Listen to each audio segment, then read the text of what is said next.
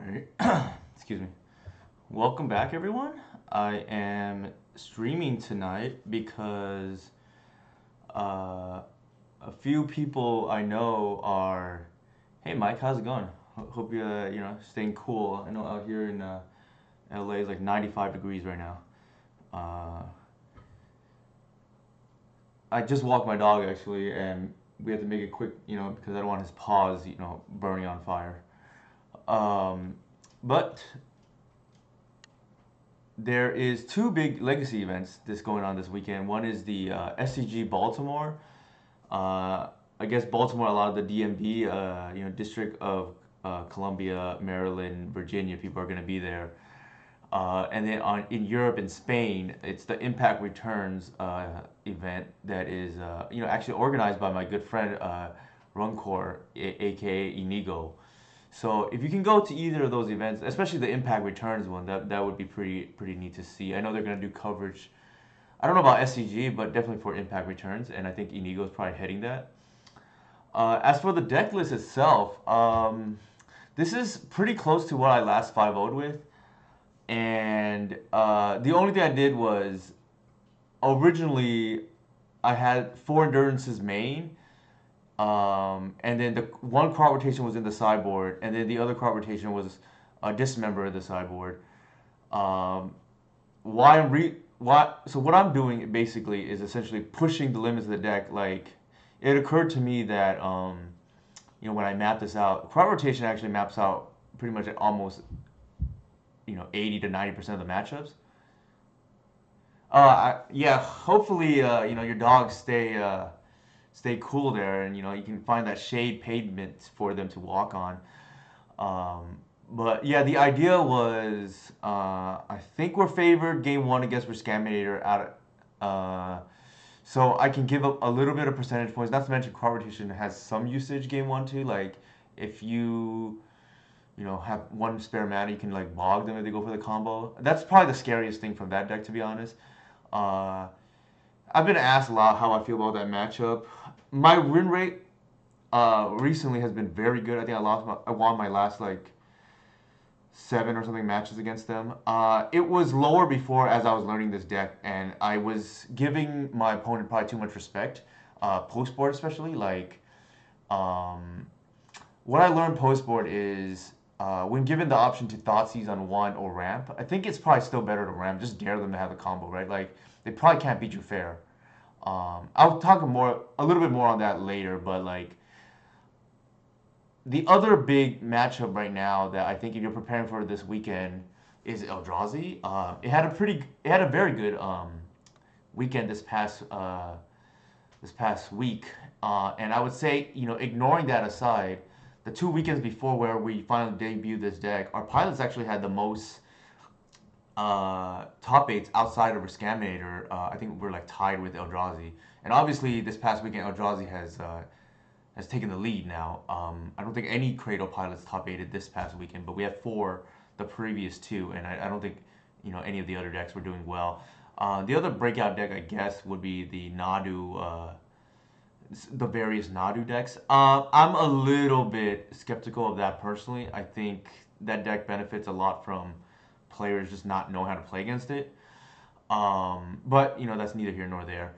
Um, but right now, I'd say the big two is definitely Rescaminator, of course, and then Eldrazi. And the crop rotation is a slight nod towards the Eldrazi matchup, which I think is unfavorable game one for sure if you have that many endurances and a bog that don't really do anything. Even Collected Oof is kind of whatever's. Nadu is good. I won't hear this. Hey Mike, how's it going? We got all the mics in here, right? Obviously Michael Maps in here as well.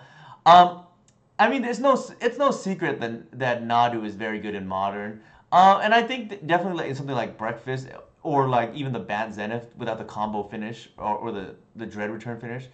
I think the deck is fine. I guess I'm referring more to some of these other lists that I'm not a believer of. I'll put it that way, and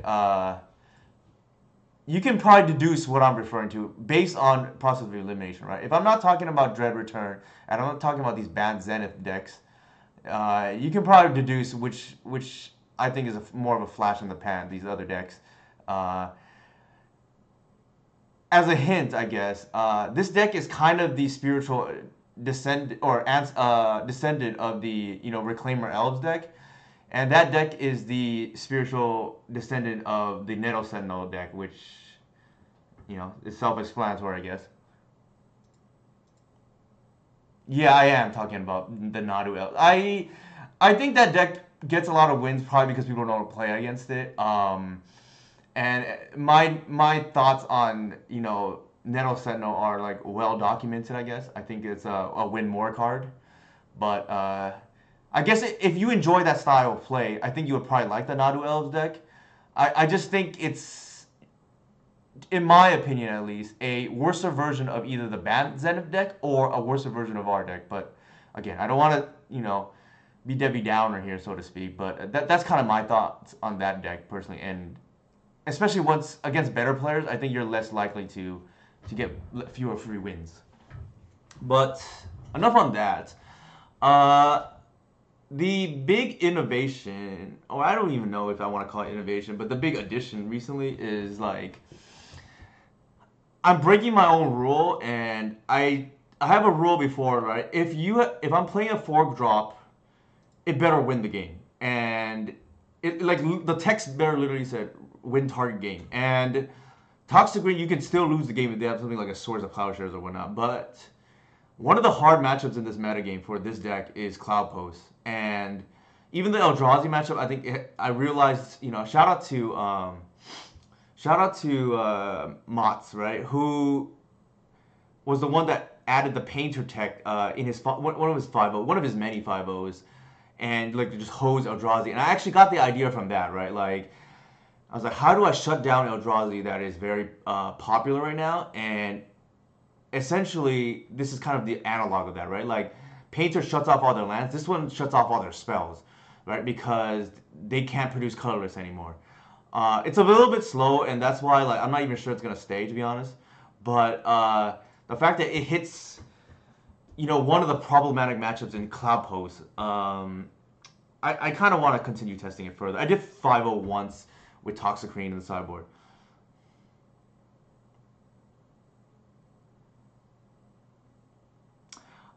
So I'm glad Mike has some experience here, the anecdotal experience that he can reference. I can buy that it's worse than pretty different from Bant Zenith, only because Bant Zenith actually has protection.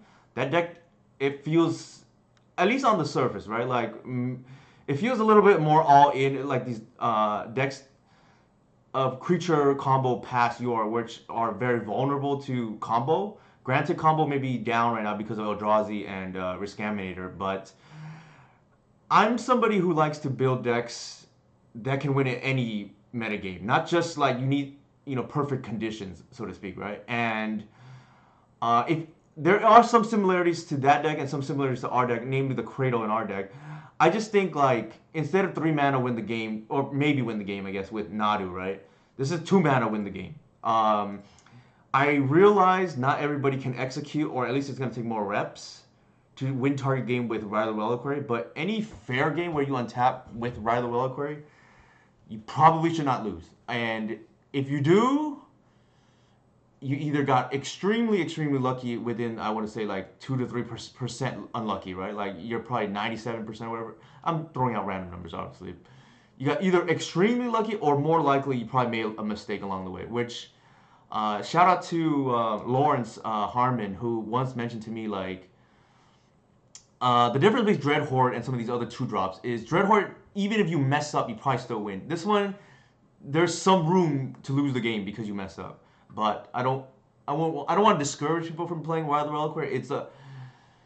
I think the deck, as of right now, is probably the hardest iteration we've ever had. And that's saying a lot for, I think, a deck that has historically been one of the harder decks in the format, if not the hardest. Like, the Reclaimer Glimpse comes to mind when it comes to like sequencing and being difficult to play. I think Fiend Artisan is kind of training wheels, to be honest. Like, when I played the card, usually it's very obvious what the tutor target is, and it's hard to screw that up. Like, you're against Delver, you're just gonna endurance them until they like can't get through your wall of endurances, right? Like, against combo, you're probably getting collective. It's for the most part, straightforward what to do with the Artisan. I think there is a lot more room to screw up, I guess, in this list, especially with Nantuko sequencing. Like, it can get really out of hand. And I think an obvious question is like, why not 4 Nantuko? I just don't think you're losing fair matchups enough that I'm gonna play 3 despite its power level, right? Like, this card, not as good as white, but can solo a lot of these fair matchups by itself, especially like when put on either a Arbor or Wild Reliquary. But I don't like to use the example of white because if you untap with white, it should be game over. All right, I will start this league now. Anybody have any questions for me, by the way? And actually, I thank you for dropping by. Both mics here. I both definitely enjoy your company.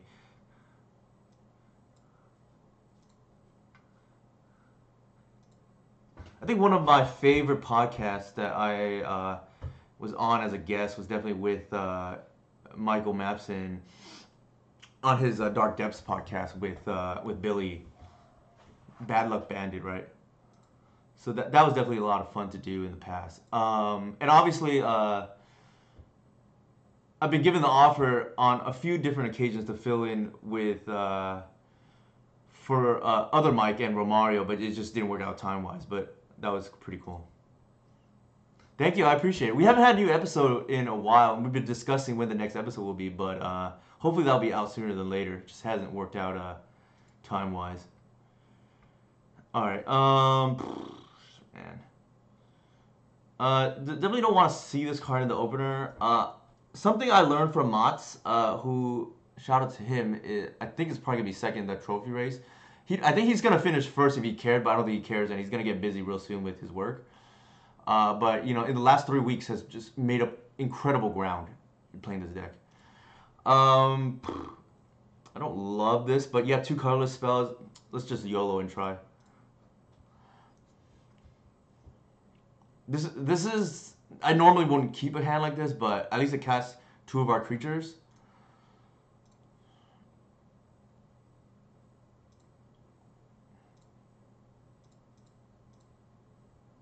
I don't know what my opponent's playing, but just in case they kill our Hierarch, I feel like we need to play the Bayou here. I think more likely than not, depending on what our opponent does, we're gonna go white into Talon Gates, or actually play Talon Gates through days, right?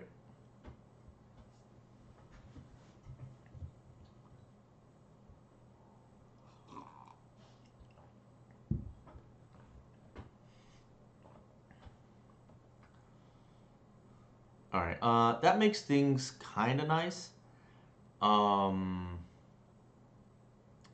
Let's do this.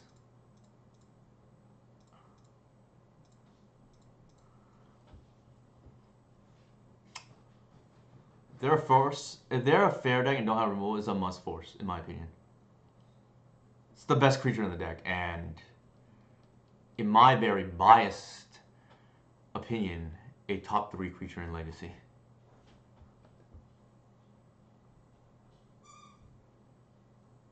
Might be oh, they're High Tide. Ooh, I do not want to see this matchup. This is like one of the hard matchups.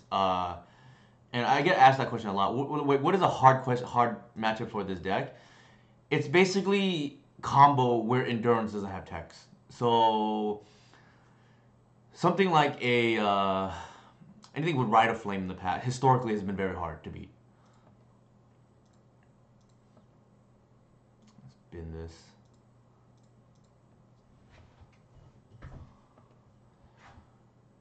All right, that does things.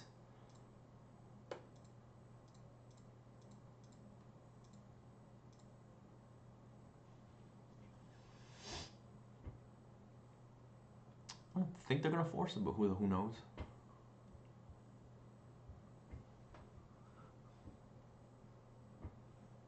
Like I said, I think this matchup is probably hard, especially since we don't have the hate, the requisite hate for it too.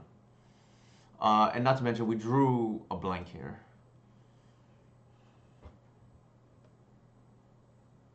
maybe they're on Candelabra. Who knows if this is relevant? I would doubt it, but stranger things have happened. There's an argument to be made, like we just take the assumption that they don't that collective is not relevant, which is main phase sack, or not main phase, attack phase sack it, and then get an extra point of damage in, right? It could matter.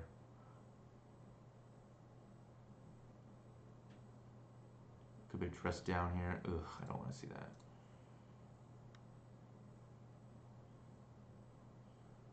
The lair here is pretty good. I like that a lot.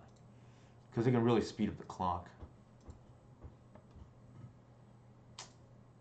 This card is very good against us out of combo decks because it's close to a time walk. And one of the reasons why I think this matchup is bad is I suspected they're on like 4 dress down to 75. I don't know if there's... Didn't expect it main, but like... I'm not surprised to see it. We're just gonna play this like... I don't think we care.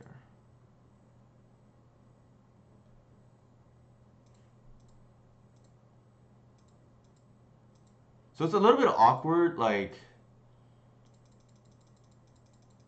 Oops.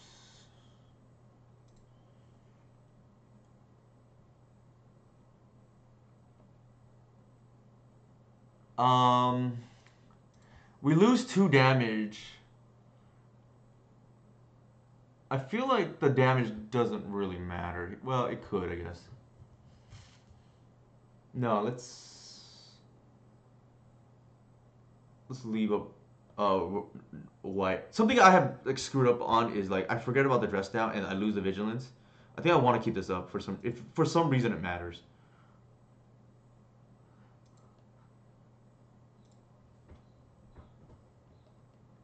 Could scare our opponent too.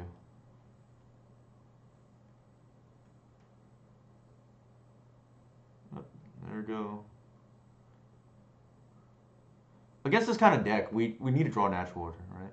Like we can't we like our we didn't pressure enough this game. I guess they forced on Nantuko as well. Ugh.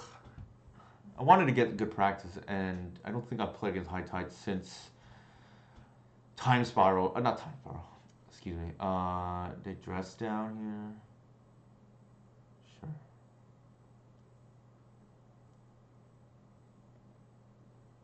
Sure. Since what's that card got unbanned? Mind's Desire. I think that was the last time I played against High Tide, but guess let's see how well we adapt on the fly, right? That's one of the criticisms of this deck. Like how can we be a vigilant, pun intended, deck?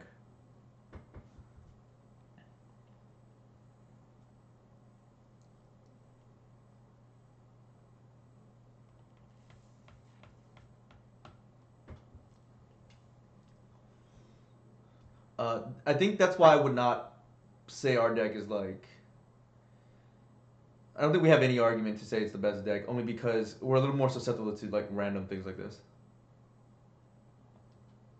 Whereas like with Scaminator, like generally good against almost every deck, right? Obviously it has its bad matchups, but even the bad matchups are not they're winnable, I would say. I don't think they have any like 30-70 matchups as far as I know. Like probably the worst it gets is like 40-60.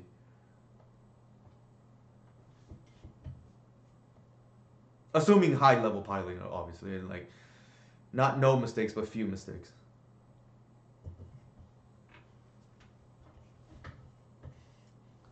If mistakes are made, then obviously all bets are off.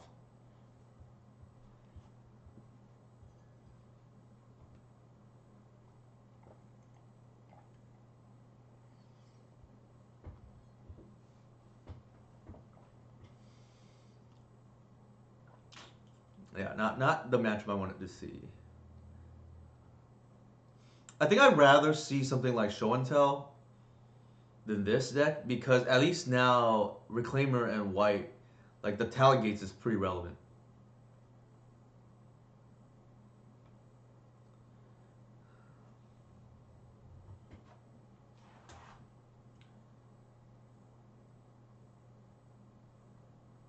Hey Callum, how's it going, man? I don't think I've talked to you in a while.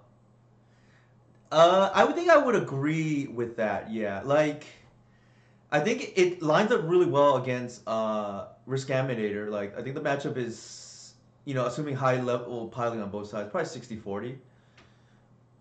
Ah, gotcha. I hope you have a safe and nice flight. Hopefully no issues like in terms of turbulence or whatnot. Yeah, I think it lines up really well against Scaminator. I feel okay against Eldrazi. Like obviously, Painter's better against Eldrazi than we are. Uh, like if you look at Mott's, granted, I will concede that Mott's is probably just outplaying all of his Scaminator opponents because Mott's is, I think, he's just on a tear that I have not seen with his deck in a very long time. Yeah, so I'm trying to calibrate for that. Pun not intended. Like calibrate. But his win rate, I think, against Scaminator in like leagues is like, well, actually, in league slash challenges together is like 80%. So obviously, I don't think it's 80%. Like, so I'm gonna give the benefit of the doubt to the Scaminator players and saying, assuming high level piling, and now that, so the other thing is, I think some of his losses in the challenges, that doesn't sound real, to be honest. Yeah, okay, so Cal, I know you're probably suspicious of the 80%, but for what it's worth, like Motz's rating on MTGO, he hit like 1930 like just recently. So obviously that's not all of his Scaminator, but like I do think he did lose some of it in the challenge to some of his losses were in the challenge to Scamander, but I also think he didn't really respect the deck like in terms of deck building for a while, and I think if he made some adjustments, I can easily okay. I think with the current list, he'd probably be like 60-40, but again, maybe that's too aggressive. Maybe it's only 55-45. I'm just like throwing out numbers without actual win rates attached, if that makes sense.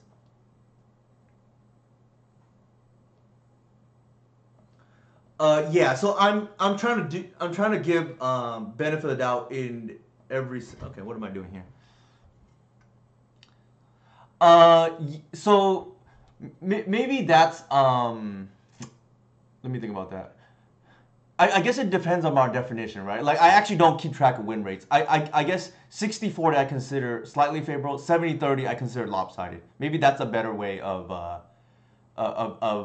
describing the matchup, and not the actual percentage. Because I will say like I actually don't keep track of my own room rate at the moment, and I know, uh, like I said, I know Mata's elo was like 1930, right? Like actually probably higher than that. I think he was probably approaching 1940. Yeah. So I think maybe I'm like shouldn't attach the numbers. Like maybe that was a bad idea. But I'm just saying I think the deck is a slight favorite towards let me just F6 so I can talk easier. I think the deck is a slight favorite against Rich Scaminator. And I think most people will buy that. Like it's not like the Delver matchup where I think I won like my last 20 matchups against it.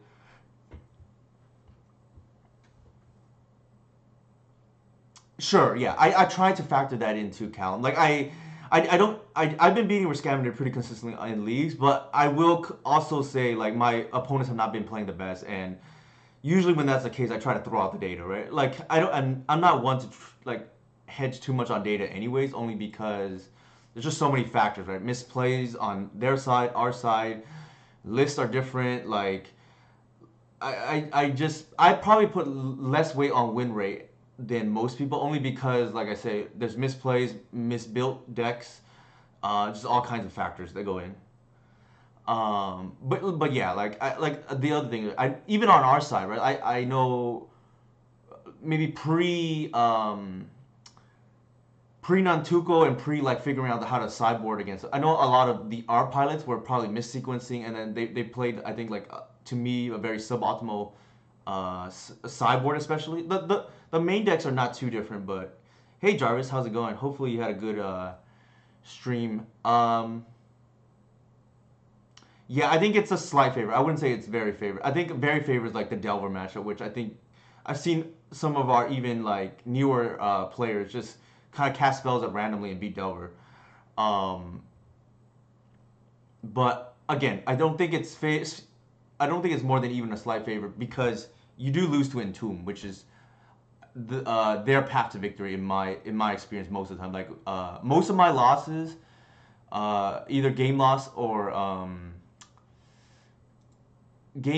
or just even match losses, right? It typically involved them putting like an Atraxa into play, like turn 2 or something like that, with force backup. Like, there's not too much we can do about that aside from them walking into a Fairy Macabre, right?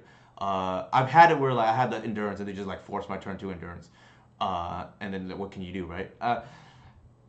I will say I have beat a turn like 2 Archon or turn 3 Archon, turn 2, but typically that involves misplay from my opponent. So I'm just gonna throw that out. Like, that doesn't really count in my opinion. Like, it can happen, but it's usually misplay, right? All right. I don't even know what I saw from my opponent here, but general heuristic here, just like boarded the Thoughtseize, right? Did we see anything that's worth, like, I don't even know what they exiled. I don't think most of our stuff does anything against them, so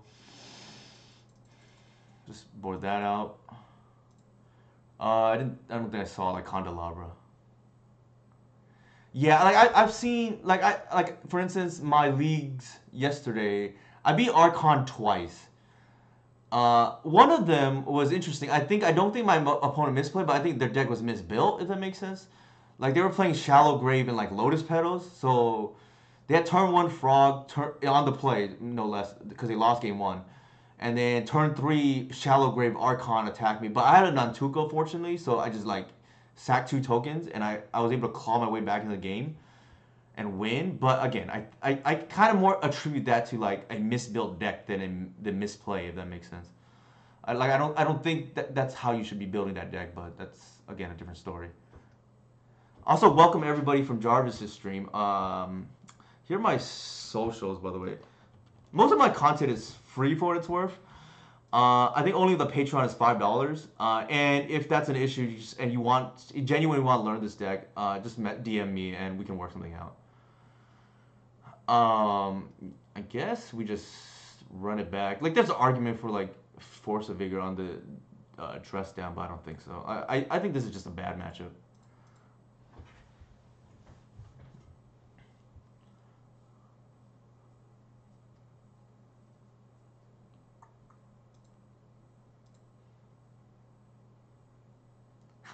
Speaking of Mott's himself, the Golgari King, the player that I think right now is the best Cradle player around.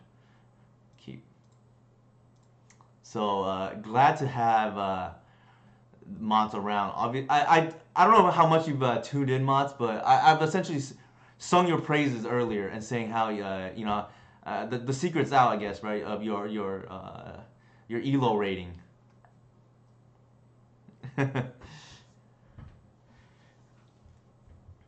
So the reason why I think, I guess I'll elaborate a little bit on that. Why I think somebody like a Mott's, besides his history playing just like green-black decks in general, I think here I'm just gonna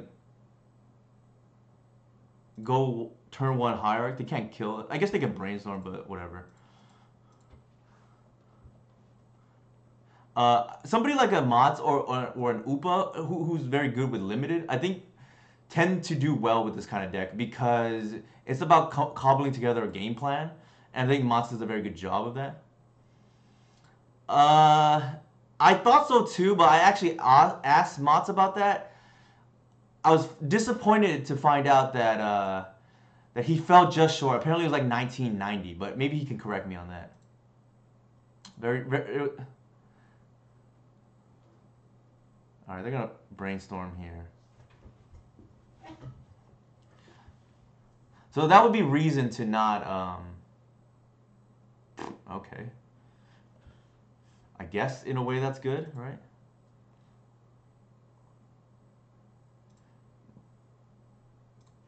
Yeah. So Swarm Yard is something that I've joked about because we have insects now, right? But probably not good enough. 1980 is quite good, Callum. I think my highest ever, and I'm pretty proud of this, even though I know it's not as high as some of the others. But I only did this with leagues, which I think is very hard to do because for 2 reasons. One, you don't have that multiplier that you get in a challenge, And you don't, typically I play like a lot of Cradle decks, and historically before they've been weak to like fast combo.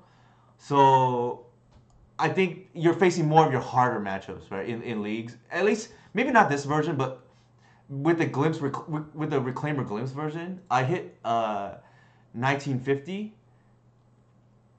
and to me, I was pretty happy with that. But let me see, what am I doing here? Yeah, so I was pretty proud of that only because, like I said, there was no multiplier from challenges and leagues. I think just there's a lot of combo, and I think that's typically a hard matchup. I think here we're just gonna actually pass because I want to get the layer. Actually, there's an argument to be made that I'm supposed to.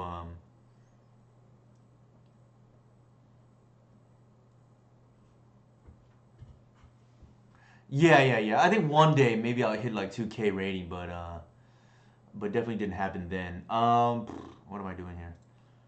I don't think it actually. The floor doesn't matter. I guess it doesn't really matter. Let's get the layer. And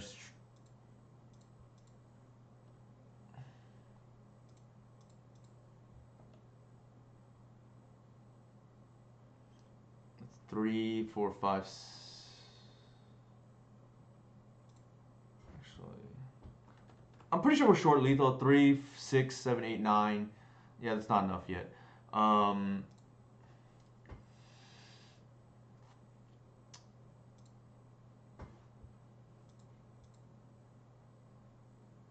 think I'm supposed to just like tap out here for the layer.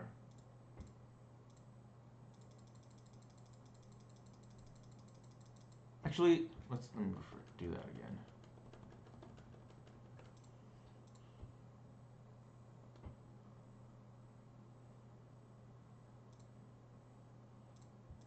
All right, we're gonna maximize damage here because we're on a very. We're probably dead next turn. I don't know, but I think I just want to tap out for damage.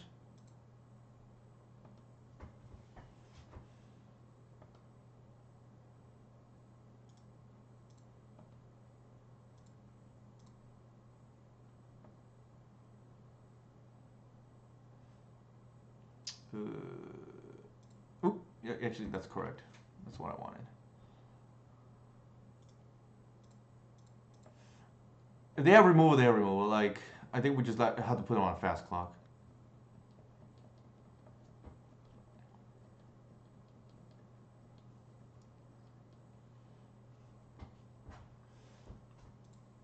Oh, all right, we're just dead, I guess. I don't think there's like really much we can do about this matchup.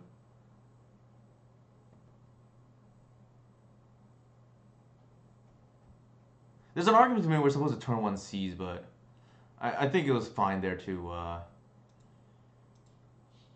wait. Now we're just probably just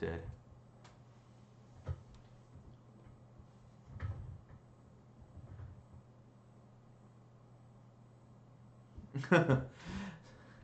Mats, would you agree? So I forget what my hand was. I turned 2 C's only because they can't kill us. Obviously, you walk in a brainstorm there. I figured it was probably fine, but I feel like the tempo matters a lot in trying to threaten a clock. We got them down to 6, but couldn't finish the job. Or they conceded. Wow, how did they whiff? What are they playing? I thought this deck never whiffs after Time Spiral. Must be. I wonder what happened. Yeah. I actually think that's the second time they've ever whiffed after Time Spiral against me. I don't think that's supposed to happen, but I'll take it. Like, I think only one other time they've ever whiffed against me, and I have just shields down, right? All right. Do we want anything? I don't think going down a card is worth. Maybe I'm wrong. Like, the argument to be made for Force of Vigor is to hit their dress down and just like increase our clock. I don't know if going down a card is worth that though. But like I said, this is not really the matchup I want to see.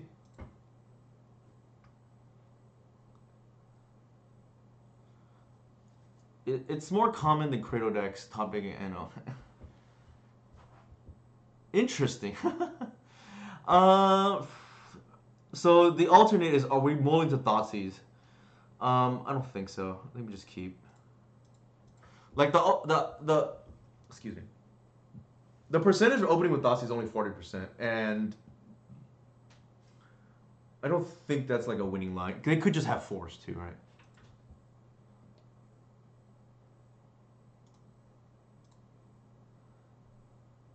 I think we take the Nantuko for speed. We do have Cradle, and this interaction is like kind of broken.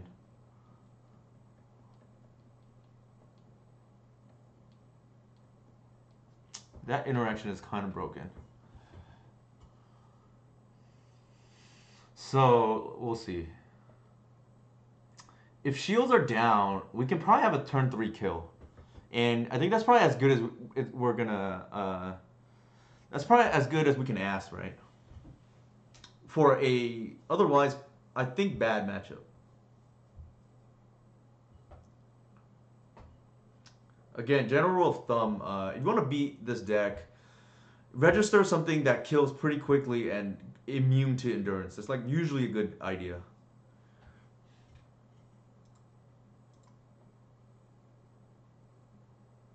Yeah, that's true. Like, so they brainstorm lock themselves. I'm pretty happy about that.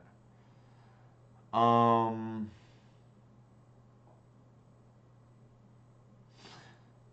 the wombo combo play here is gonna be Nantuko, and I think I like that. I think we're just kind of trying to threaten turn 3 kill.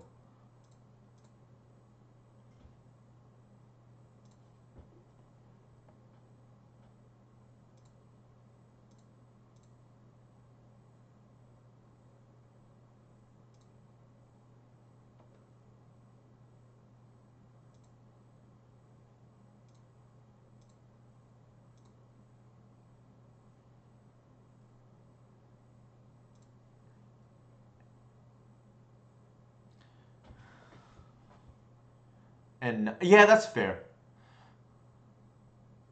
Yeah. I didn't even think about that, but that's for sure fair. Do I even care? I think no here.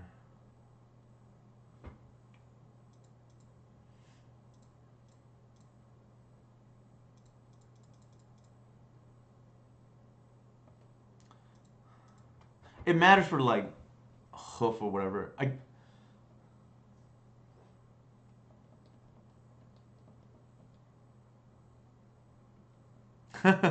yeah, I think if it was game actually I take that back. Usually game one I probably would think about it if I wasn't streaming like against show and tell for instance. I've done that where I just like didn't bestow. I think post warp I might have just tunnel vision right now into just being a little bit more cautious, but even then it's probably I think I agree with that play, right? Just like not bestow and just if they want to play removal, they just take a turn off, right? All right, 1, 2, 3, 4, 6. We still have hardcast available, but okay, that's now that's just easy mode.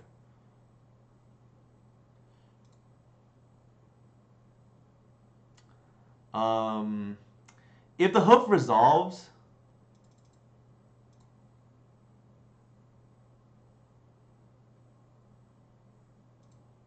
we're winning anyways. But if it doesn't resolve, then I want lethal next turn. Oops, not yet.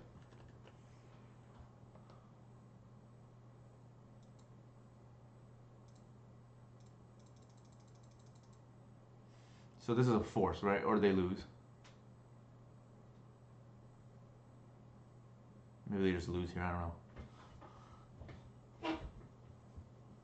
This is the T3 hoof, right? Wow, this is we got there.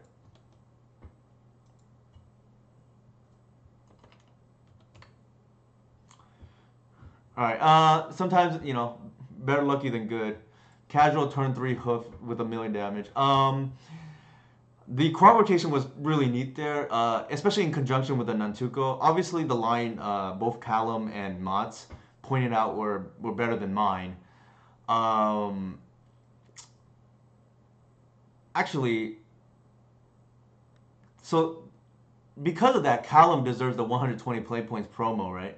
Yeah, I don't think it mattered here, but like it's just it is the correct play. So something that I do, Callum, is I reward whoever points out my misplays ahead before I do. And Mods has been the recipient multiple times already, but I can DM you that afterwards. The funny thing is, I think I am out of those promo points right now, but I can give out chests instead. Maybe that's a consolation, right? Until at least it refreshes. I get one. It refreshes every month.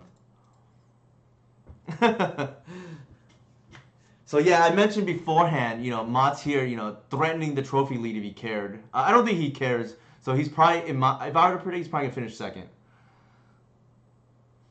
If you play the Nantuko, you don't need to crop there. I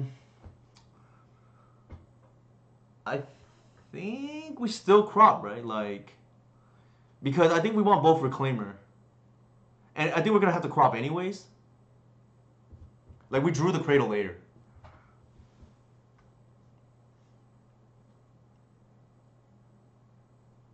You play both Reclaimer off of it.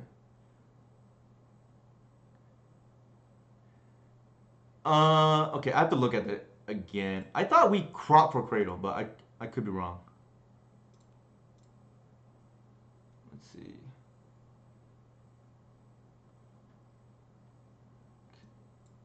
I thought we cropped for Cradle. Uh, yeah, see, we did crop for Cradle.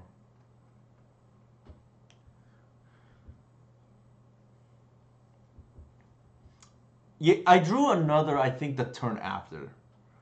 But yes. VCF. I don't really know this player. I just like recognize them, so I don't know what they're on. I'm sure like they must be pretty decent. They have the brainstorm emblem, right?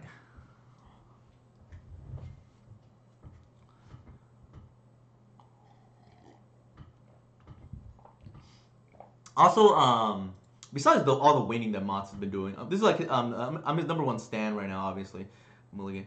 I will say he has contributed a lot to the deck building, which for me can be hard sometimes. I talked about this with Killaby on the podcast, like, and just between us, because we play decks that a lot of times it's us just making up as we go. But it's definitely been nice to have Mott's mind, like, to pick in terms of development this deck. We're down a card here. I think it's kind of interesting what to mull. In general, it's usually the higher draws, but we have an endurance here that is like can or cannot be relevant. I think we'll just mulligan the natural order. Like, more likely than not, they're probably on Riscamator. And we could always draw another. We can always draw another natural order. Bloodstain Mire. I think I feel better already.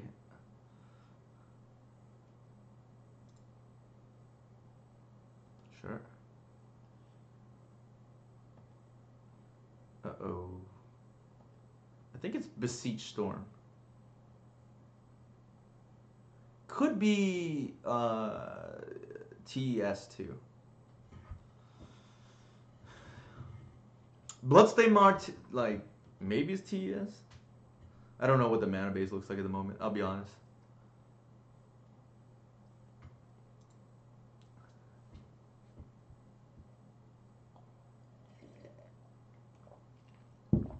So that's the other thing, right? Like, I'm playing 2 crop rotation right now.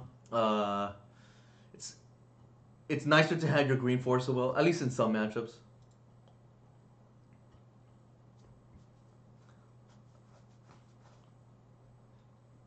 But I think I mapped. Oh,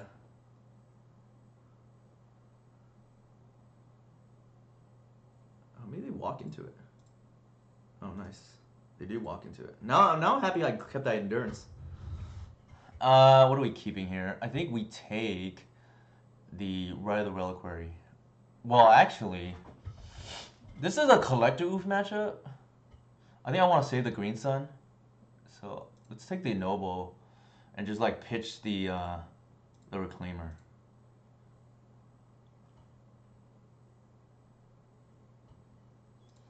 Gotcha. So yeah, if you have combo in your metagame or a lot of it, I would probably just play the Endurance main and just like get some free wins. All right, they're on a one turn clock now. Um, because we have the better hierarch here, there's no need to fetch Bayou, and we can just take that for a surveil down the road. So that's the other thing. Like obviously, every deck you have to plan some ahead. In this deck, I think you are more punished for not doing so. So if you're not somebody who likes to plan, you know, minimum one, but often 2 turns ahead. Oh, then it's probably not the deck for you. Actually, let's turn off auto yield. Yeesh. So one of the criticism about this deck is a lot of people complain to me like you play too many lands, and sometimes like this does happen, right? What are we doing here?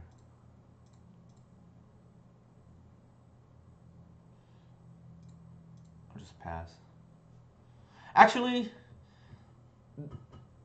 there's an argument to be made that like there's an argument to be made we keep the hierarch in hand because for 2 reasons.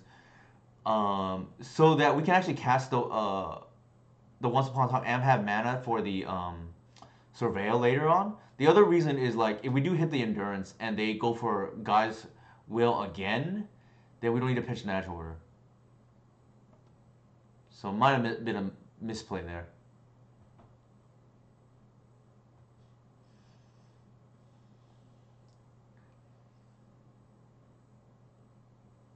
We do have maximum mana here, so that is one thing.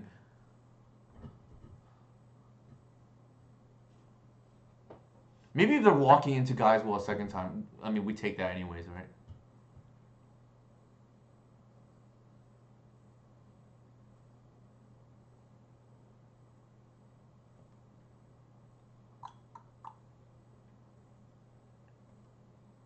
All right.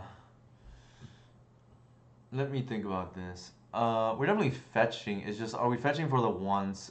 Actually, I think the ones to dig for the collective is pretty nasty.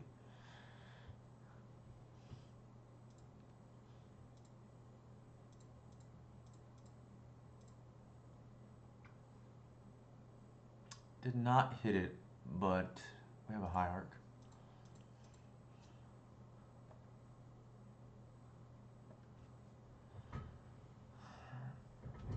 Okay, better lucky than good, right? The thing was, it wasn't lethal anyways, so we can just play this now.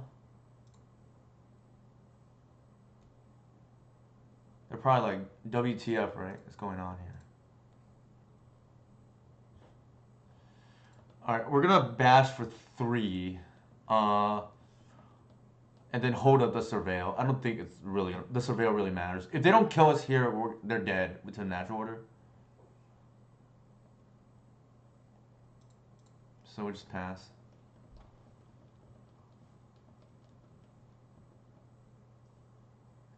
Yeah, I actually want to kind of go to Norway myself too. If nothing else, to visit Mott's.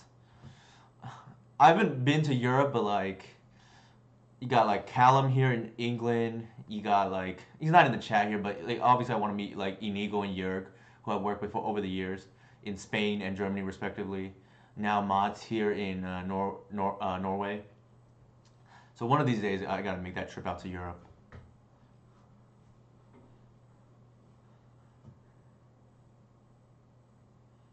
Alright, let's see if our opponent can fight through this natural collective here. The Storm matchup, I think, with this configuration is probably slightly worse than before, only because Artisan is like very good against their slower hands. But now, like, I think the deck is better overall, but maybe slightly worse against Storm. Uh-oh.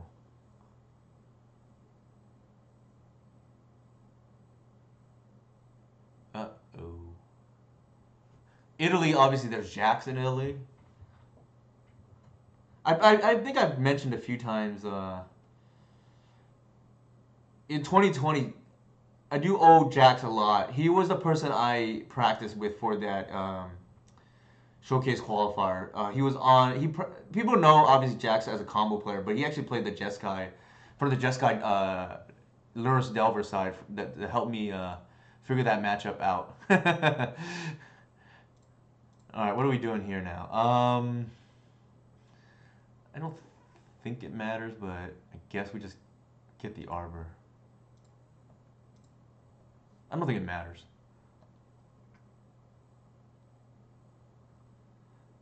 They got Burning Wish.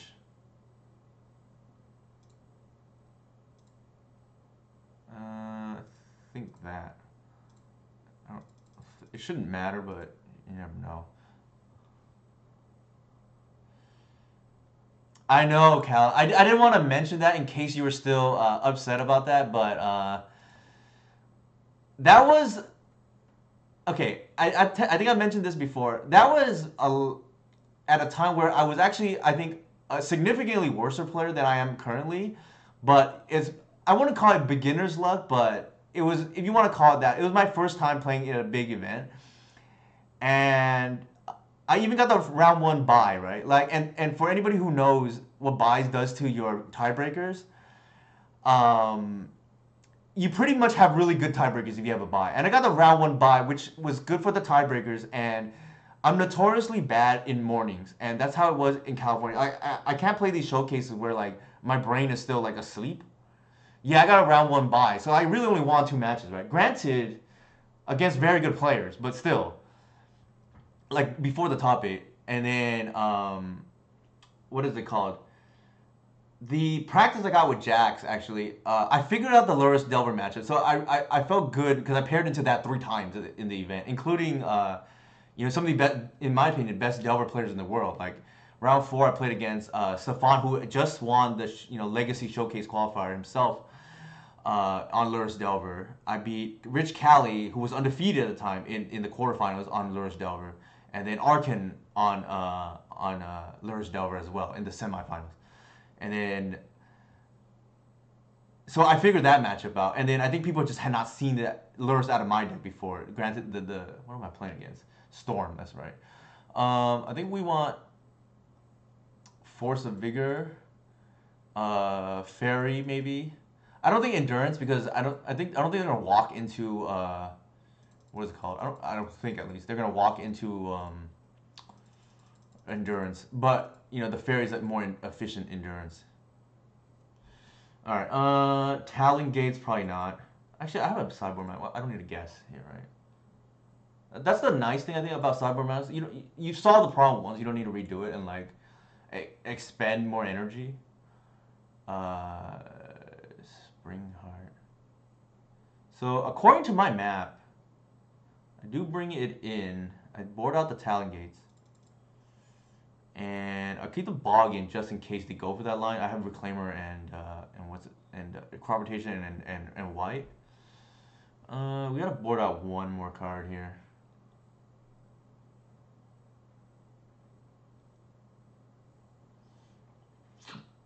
Maybe a Hierarch. Actually, I don't love Reclaimer, to be honest. Like in this matchup, because it's better to click OK. Only because you have 4 whites already, and then if you're keeping Crop Rotation and Fairy, it's kind of redundant.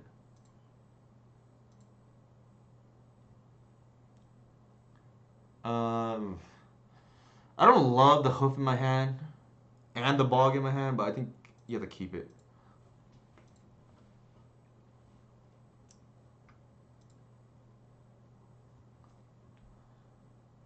Yeah, I think so. The moral of that story really is just like Companion was really broken, right? I think Everybody in the top 8 had companion of some sort. If you want to count 7.5 because I boarded into companion against Lurrus, then sure, seven companions, right? Like because pre-board I had the natural order package and the Lurrus was not companioned, and then against specifically Lurrus Delver, I would board out. There was no endurance yet, so what was it? There was no endurance yet, so I could safely board out the natural order package and then board into companion with Lurrus. And it turns out, if you have a visionary that they kept a kill, it's like really awkward to just continue recurring visionaries. Awkward for your opponent, that is. Fun for you, but awkward for your opponent.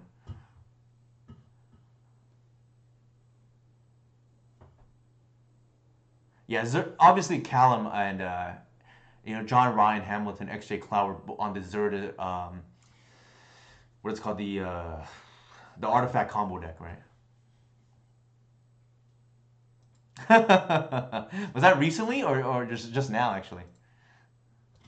What was Jax playing? Jax actually, whenever I've talked to him recently, he's always been like some like Omnitel type deck. Oh, during Zerda, gotcha. Okay.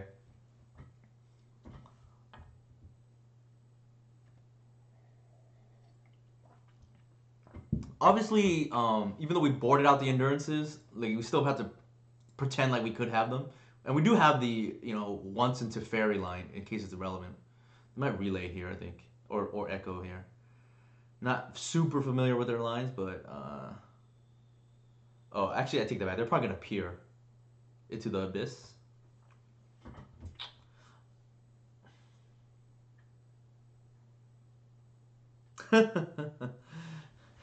Wait, was Jax on depths?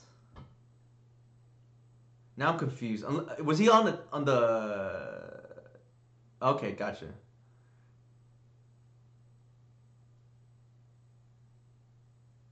Yeah, so I always I always give Jax the benefit of the doubt, only because, like I said, he was the person I practiced against for that event. So and he I think has a family too, so I think he took time out of his day to do that for me. So that was a nice gesture from him.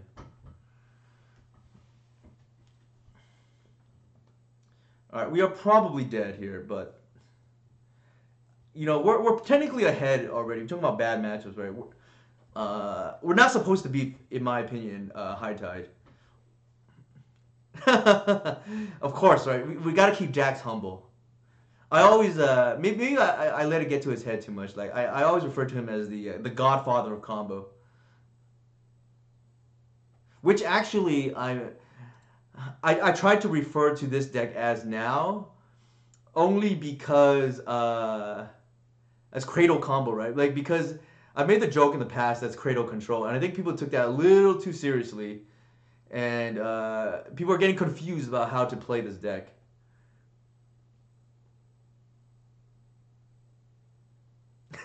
Actually, Fornia, I guess you missed the first round. We lost game one and then won games two and three. Surprisingly, won game two. Our opponent whiffed on time spot, which was the second time I've ever seen. Okay, I think. Are we just dead? What's going on here?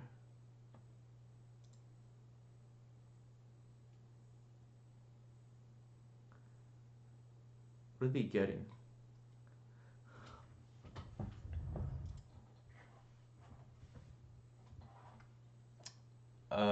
Okay. I'm kind of surprised that they went for it, guys. Well, after getting blown out by that game one, but maybe that means we're supposed to keep it in now, like based on the way our opponent's playing.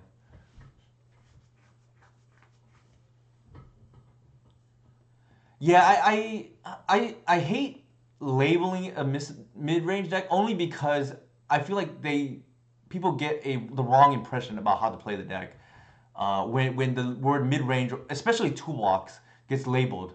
So like the way I play, okay, I guess let me backtrack. The way I build the deck is probably yeah, I typically don't label it because like I said, it gives people the wrong impression. But I typically build the deck with fewer combo elements. Like for instance, to use the concrete example, right? Like I cut the Nettle Sentinel because I didn't think it was. I think it was win more before. I did as a joke, so it got misinterpreted. So that was my mistake back then. And then what was I gonna say? So I made a joke and it got misinterpreted. And then the way I build the deck is I try to eliminate what I don't think is necessary, especially from a combo perspective. But when I play the deck itself, I play it closer to a combo deck because you can threaten both axes. I think you're probably doing pretty well in terms of pressure, right? Actually, off the top of my head, that's how I explain it. You think which part is true? Oh, the threatening on both axes? Yeah, that's probably accurate. That's fair enough. Yeah, so that's the other thing what Fornia mentioned, right? Like the the thing I think people the misconception I think people have with this deck is, and especially like the previous iteration of Fiend Artisan, like one of the things I always see people do is like before even testing the deck, like I've heard on like other podcasts, people say, "Oh, I don't understand why this deck doesn't play 4 Bowmasters," and that's because Bowmasters, in my opinion, makes the deck slow, right? And you can't really attack on the combo axis if you're playing that card. Not to mention it makes your mana worse. So both. So it's twofold, right? And then eventually I went from 2 Bowmasters to 1 to 0 before even going to this version. All right, what's going on here?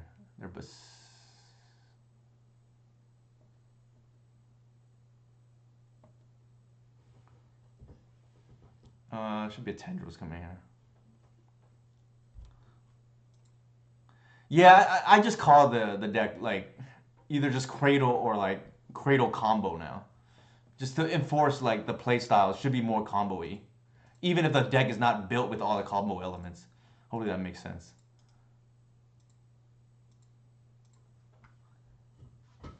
I guess the opposite was true before, right? In the Glimpse Reclaimer build. That was like more a combo deck. If people were okay, there's I don't want to put names, but like that was labeled in the combo section before. Yeah, I think the orcs thing is like I don't mind it. I used to, but I don't mind it as much anymore. Only because I think it gets confused with orcs in the card itself too, right? Like there's so many decks before playing orcs. So to me that was like the issue. But all right, based on the way my opponent has been playing, I think I'm just bored in the graveyard hate now. Because they just like walked into it like when I feel like could have played around it, but that's a different story.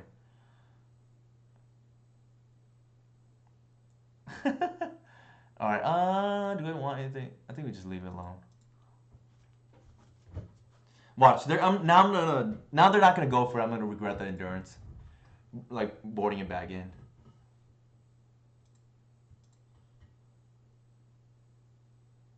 Sure.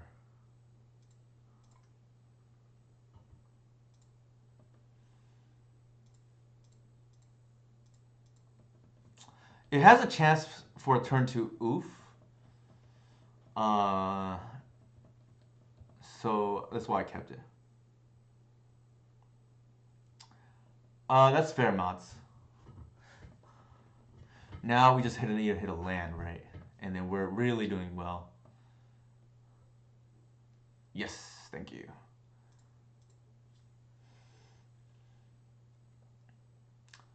I think I can see that, mods. Like, only because our shield are down turn 1, right? They probably have removal, like, at least more so. I know, right? So the good and sad thing at the same time, Callum, is now that I'm okay with the Orcs nickname for this deck, we don't play anymore. So it's kind of unfortunate. But it's this weird branch offshoot, so that's kind of neat, I guess, right?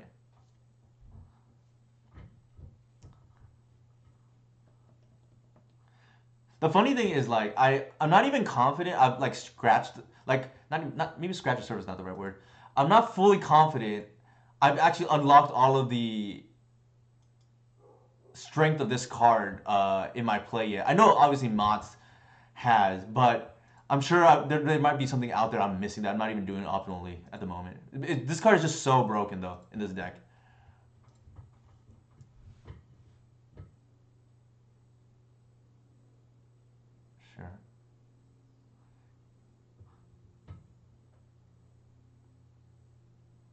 I know, Colin. Yeah, so like, so that might actually be fitting now, right? Like with orcs on the slight decline, uh, there's less confusion now to which it's more likely to refer to the deck. I think that maybe that makes sense. All right, we definitely ugly elves. Yeah, actually, the one that I kind of like personally is what is it called? Elf, right? Because there's only one elf left in the deck now. It takes a lot for me to say. Obviously, I'm biased, but for the longest time, I thought there was an argument to be made. Reclaimer's the best creature in Legacy. Certainly the best creature in the deck.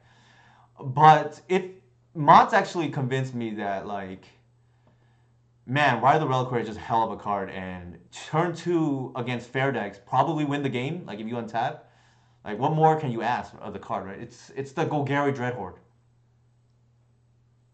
Yeah, white is great. Like I'm glad. The other thing I like too is like it's really only seen play in this deck. Maybe a little bit of like one of in Maverick or like some of these other offshoots that I haven't seen.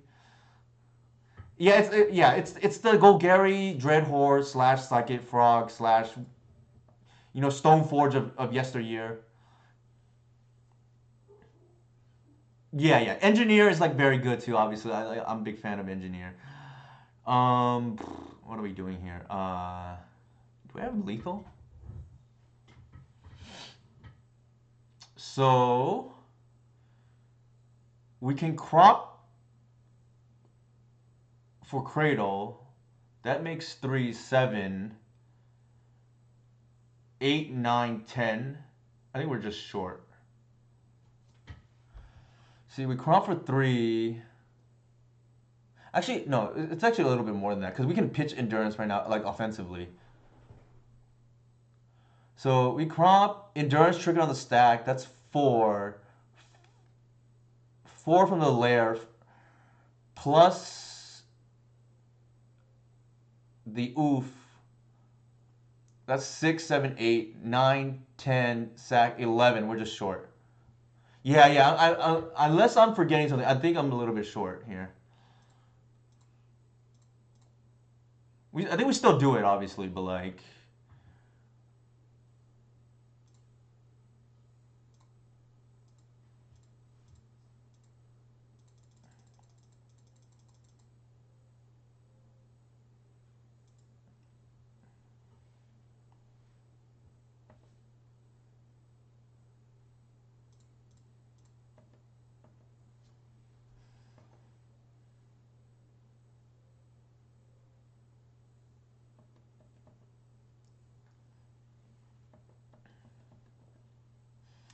yeah, it could have been plus 1, 2, 3 damage extra, so we would have been too short. 4, actually, if we stack, but then they fetch, right? They're not gonna fetch, obviously. Then they go to 1. I think it's better to just leave all the protection up. We were really 2 damage short because we can't count the fetch.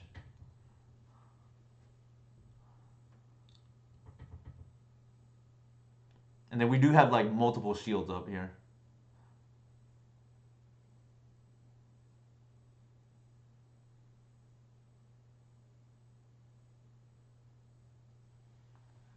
Yeah, it's plus 3 because these two count towards growing white. We could pitch this too, and then the 1 extra to the evoke endurance trigger, so that you get the extra for the lair. So we would be plus 4. But then keep in mind they were at 6 and they fetched, so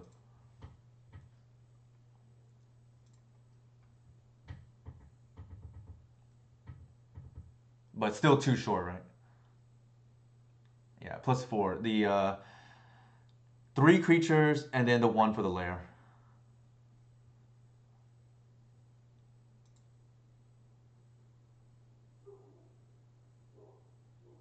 Okay, nice. Awesome. All right, we're 2-1. I'm sorry, 2-0, and really 2 matchups I don't really want to see, to be honest. Do endurance or Fey first? I think if you're doing damage, right? I guess it doesn't matter. All right, I'm gonna pull up the deck list again. I'm gonna use the restroom real quick. I think I'm pretty happy right now because again, we could easily be 0-2 given the matchups.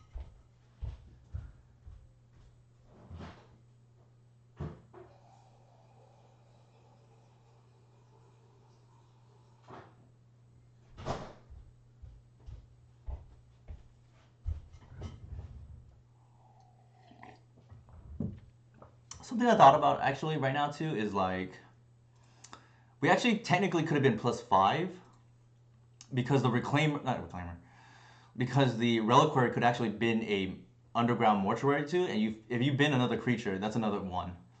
Obviously, we're still short, but that is a play you could make if you need to have lethal on the exact turn before you're gonna die, right? Like let's just say shields are completely down, you're against something where rather reliquary, bog doesn't have text, for instance, and maybe Talon Gaze doesn't have text, so you just have to take a Hail Mary play before you're gonna be dead, right? But yeah, I've actually done that like I want to say a few months ago more often. Less so now, where like I've blown out like red base removal. Granted, red base removal is like probably at its worst in a while because of frog. But blown out like fury and lightning bolt because I was able to bin a creature with mortuary or bin a land for reclaimer, right? For before it was fiend artisan, but like, all right, we're playing against I believe Dirty Mike, Curran's friend. Um,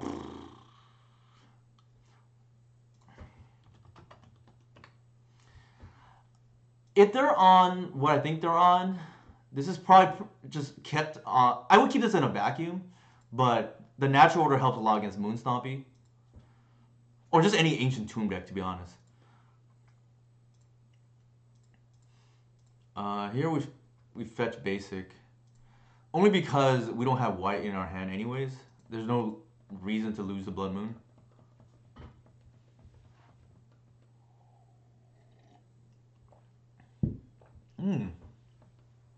What are they on? Scalding Tarn. I don't know what that could be. This is like very awkward because usually I can play around days. In this case, not as well.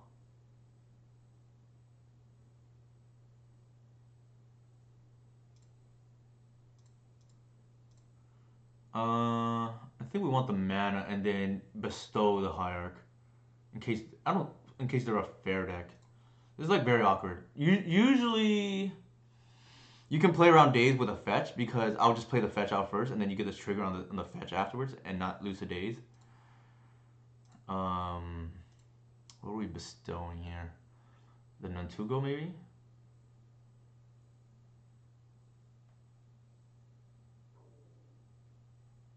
Yeah. They could be bolting, I don't know.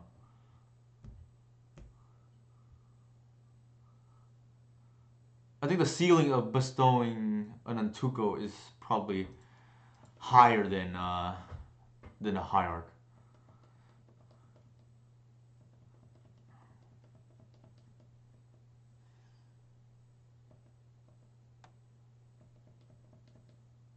Don't tell me they're on a sneak and show. In which case we would have kept not a great hand.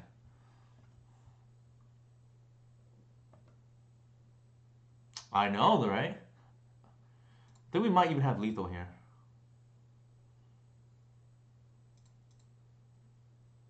I should have actually led with a bog first, but that's neither here nor there. So that I can get the tokens first and then play for days on the... No.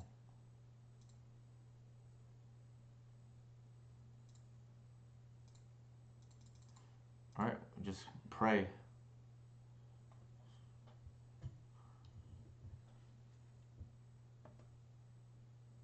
Hive Mind? Okay, that was not on my bingo card.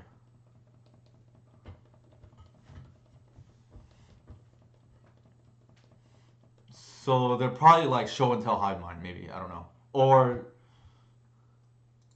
Yeah, I'm like confused now. When I think of... Oh. Okay, I did that too quickly. I don't think it changed anything, unfortunately. Yeah, I think so too.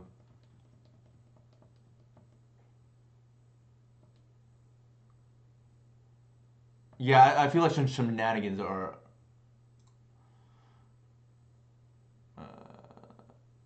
well, let's do this. Actually, yeah.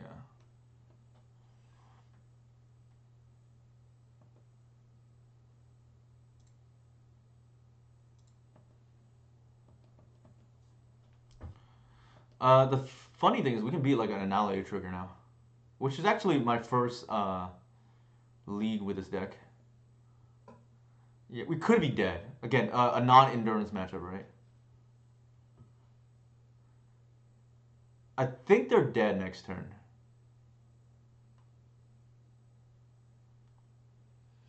Can we? Okay. Can we play for any pack? I don't remember. Like,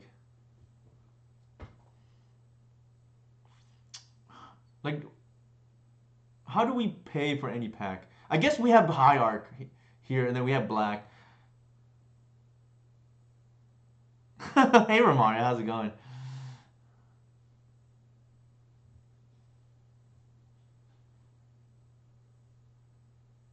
You have Talent and Noble, and yeah, I don't remember off the top of my head. Like, are any of the 3 pips? I don't think so. And if that's the case, then yeah, we can pay for any pack. That's the one thing I just didn't remember. All right. What the heck are we doing here? Probably C's.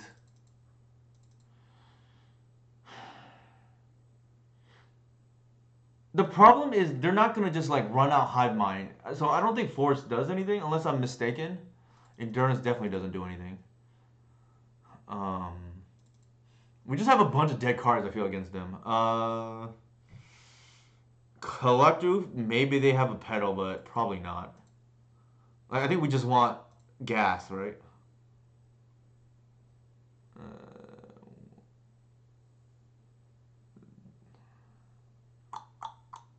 Yeah, I don't think any of these other cards. Interesting, like just to hit their soul lands. I feel like it's kind of narrow, unless I'm missing something.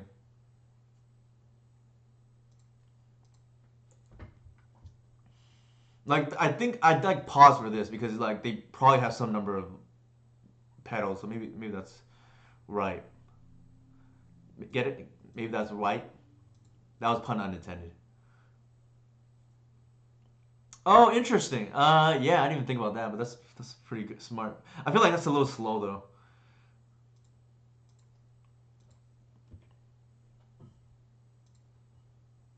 But point taken.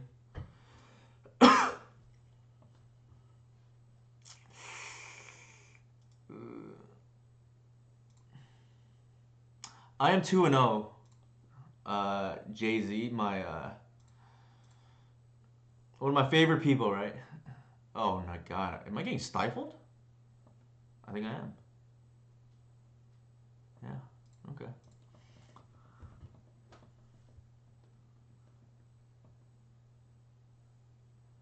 It's possible. Like I don't know what the list looked like, to be honest. We beat 2 bad matchups already, Jay Z. We beat High Tide, which like Dress Down is just obscene against us in that matchup because typically Dress Down we can beat. It's just out of combo decks it's very hard because it's close to a time walk. And then we beat TES, which I also think again a non-endurance. Well, it's weird. Our opponent walked into endurance game 1. All right, we are like behind on tempo right after that. The savage stifle on our land. All right, let's see what's up here. Okay, so it's just up. Interesting. Like, what do we even take? Certainly not the guide. I don't think. I guess we take the pack of negation because they technically can pay for it and they can use it. Yeah, let's do that. The funny thing is we can actually pay for Summoner's Pack.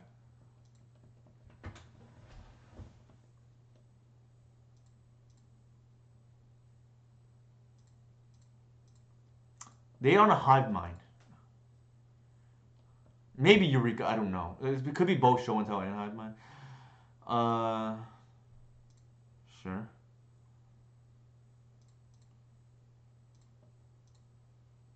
Done.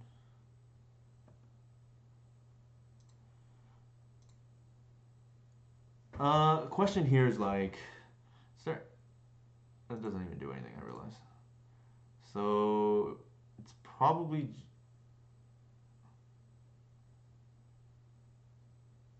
Let me think about that. Do we want a Nantuko? So the thing is, like, all our land searchers don't really do anything against them. So I think we just play this naked. What?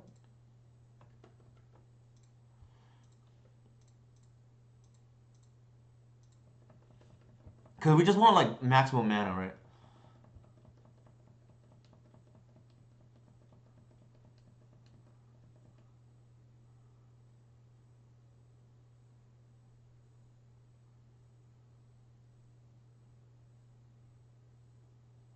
It's awkward because we can't even cast white next. Oh my god, they're gonna attack.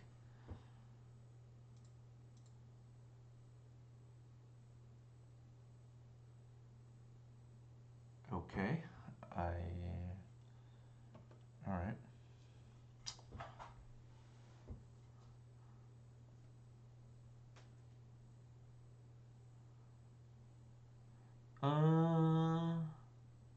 What am I even searching for? Like, do we have an out? I don't think so.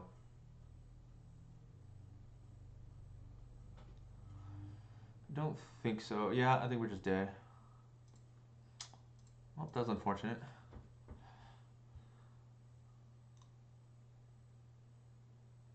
Yeah, I don't think I like Force of either. Like, based on the way this played out. They have ESG, which means they probably have Pedal.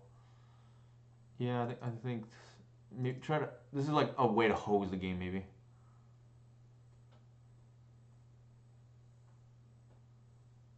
The funny thing is like the snuff out target on creature to like. Does that fizzle? Let's see. Card. Sudden substitution. Oh, it splits. Okay, it doesn't even matter. Yeah, I think we just. This is. What's going on today? This is like the third bad matchup in a row, right? Like we haven't faced any endurance matchups yet. Well, I guess and that's not entirely true. We did win one game the previous round because of endurance. I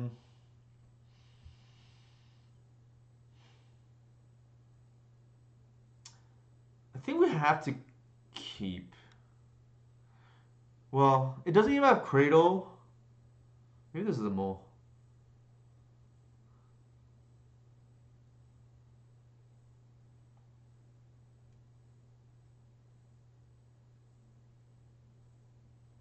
Yeah. Ugh, this is worse.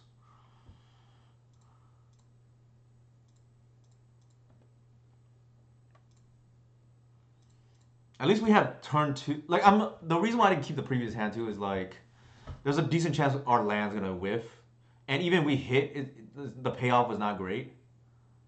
Uh oh.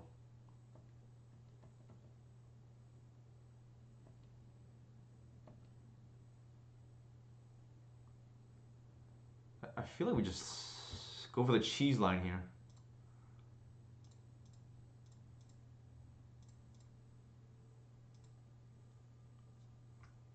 Like maybe it's relevant.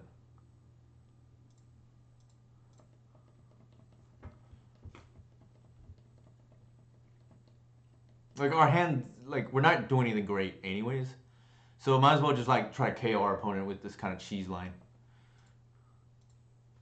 Actually, it even worked in our favor, right? Because they played a Graph-Digger's Cage that would have nullified our thing anyways.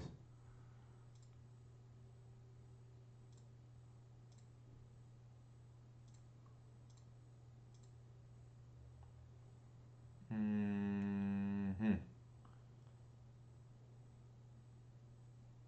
It's got to be the second Cradle, I think.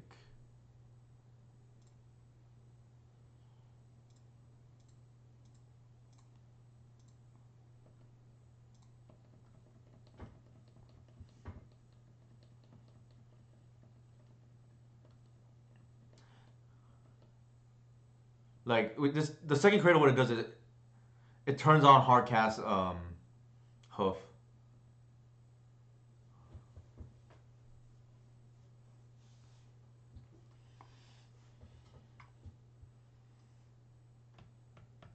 Like this cage is gonna unlock all of our creature tutors already.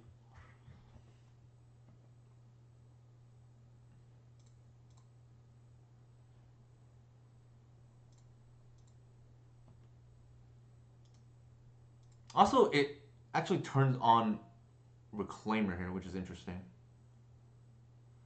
Okay, that's not the line I wanted to draw.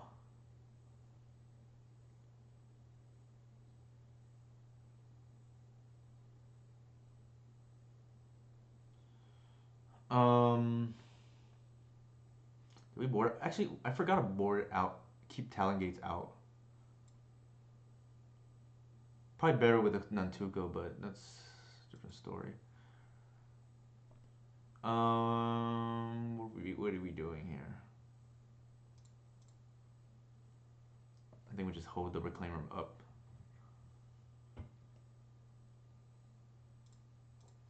I guess it can make... I know, right? It really could be.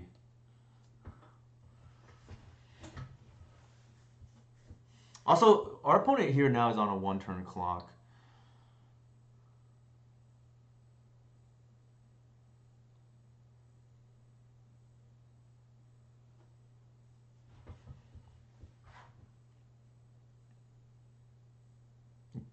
Okay, interesting.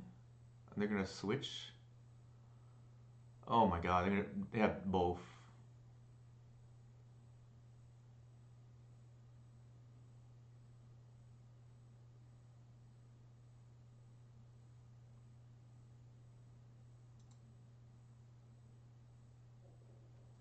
So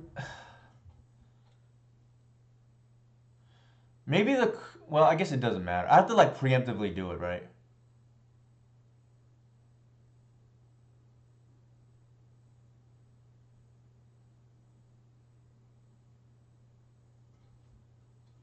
Okay. You may change the target pack negation.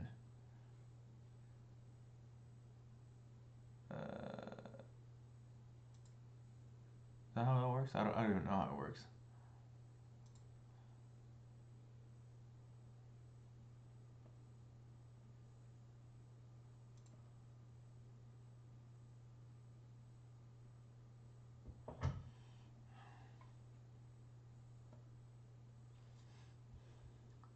So the line there might have been...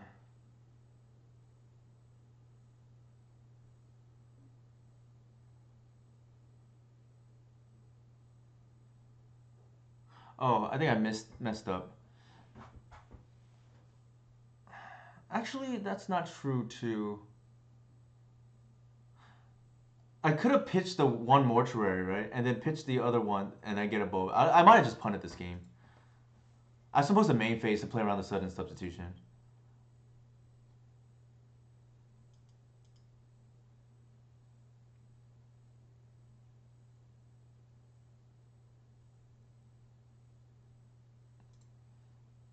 Yeah, I think I screwed up. Wait, what just happened here? Oh, I'm like brain farting.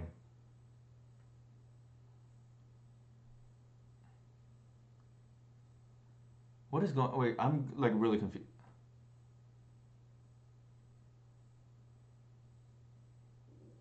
I keep forgetting that they don't have a hive mind. Okay, I'm like spacing out here like big time. They don't have a hive mind in play. That's what's going on.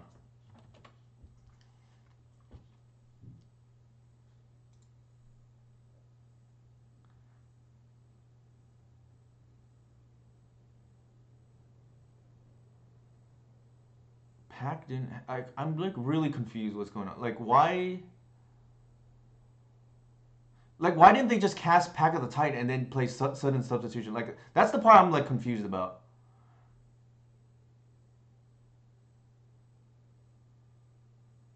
Okay, it's I'll take it. I don't really understand what happened here. Maybe our opponent just messed up. Like, if Pac doesn't have a target, yeah. I get that part. I guess I don't know. Maybe they just messed up. Like I'm really confused what just happened. Like maybe they were hoping I like would mess up or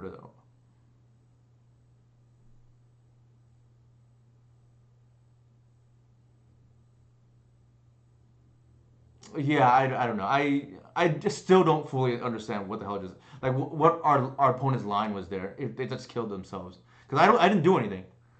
If anything, I messed up because I think what I'm supposed to do there is actually main phase activate Reclaimer for Talon Gates and then main phase wire the Reliquary for sacking Reclaimer for the other Talon Gates and then I can pay for any pack. Like I actually misplayed first, but I guess not punished, right? All right, guys, use the restroom again.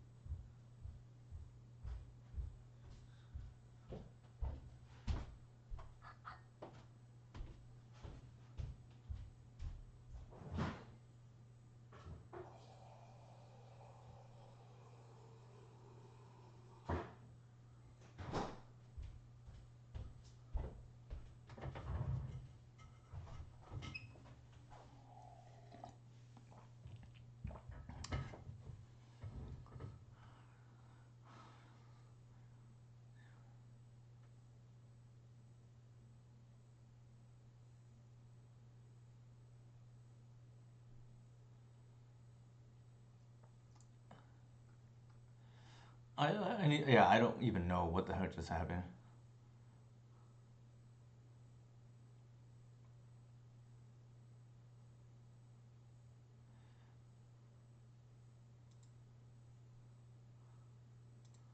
That was a very strange game.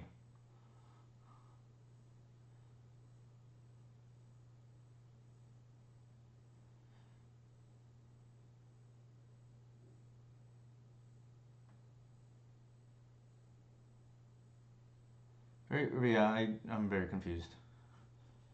Like, how did the part that I'm having trouble with is how did they get my creature while how did they get my creature while at the same time the pack of negation like countered the what would be the sudden substitution still on the stack like that's the part I'm like confused about I guess. Hopefully, I never need to play this matchup ever again. I think I even tried to click on the sudden substitution, right? Oh, fair. Yeah, yeah. Oh, okay, okay. I see what you're saying. Okay, that makes more sense now. Okay, the moral of the story is don't misplay that you won't get into this weird situation, right?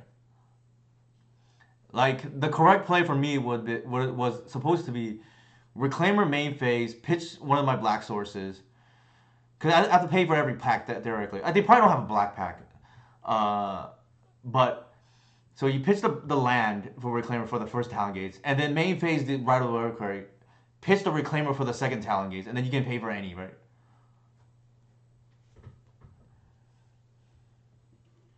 And even then, black pack is only one black. All right, we are 3-0 win. I think we easily could be 0-3.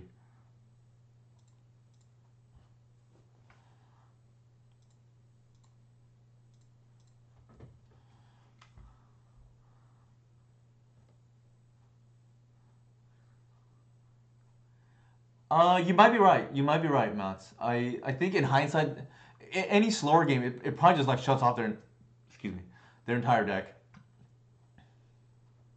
All right, that's quite the draw.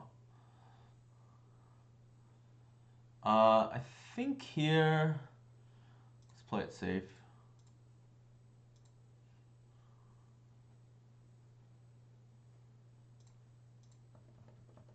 I don't want them to bolt into waste me, right? That's the disaster scenario.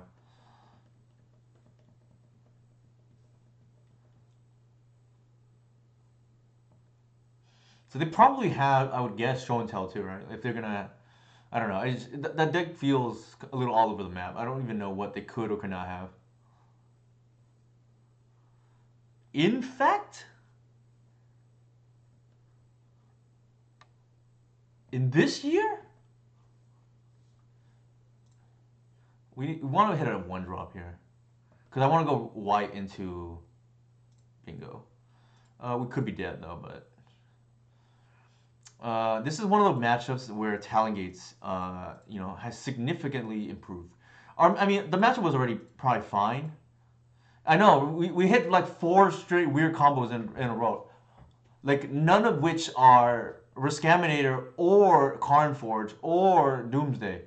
Like, I guess that's what happens at like the 6 o'clock or 5 o'clock hour.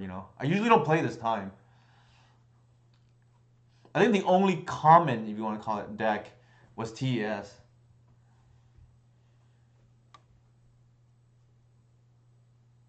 They probably have the Reflexes card, which is a little awkward against us, but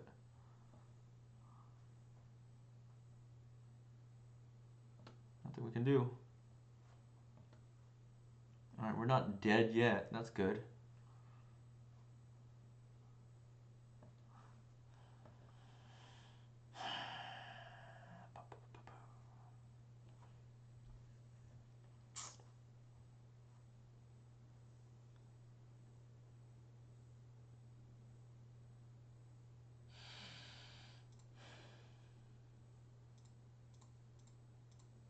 I don't make this play very often, but it does come up occasionally.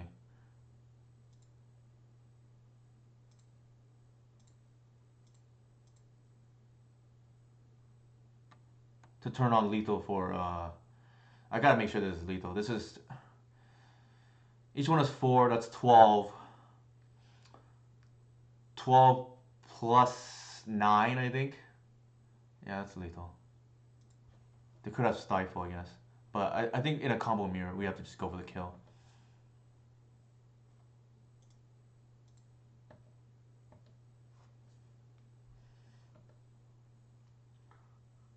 Alright, that's good.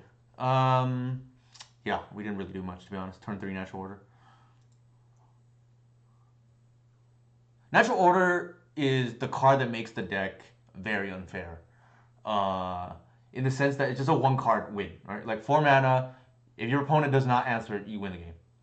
Obviously, there's a cost, right? We sometimes draw these natural order targets, but it's easy mode. It historically has been insane, but maybe things are different now. Like they have the reflexes, like it's a little dangerous, like to wait. I feel like it's good, but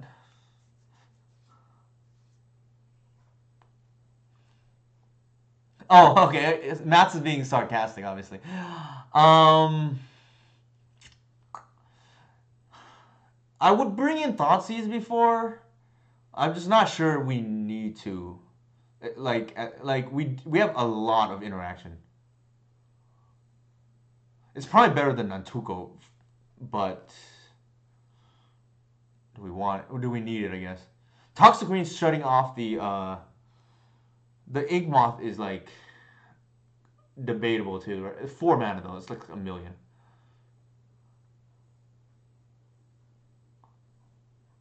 All right. Let's go with my gut feeling here. I think we want the seizes. I think it's gonna get real grindy. This is such a blowout though. Like maybe it's just worth having. Like they go all in, you just like crop them out. Like they probably just lose on the spot.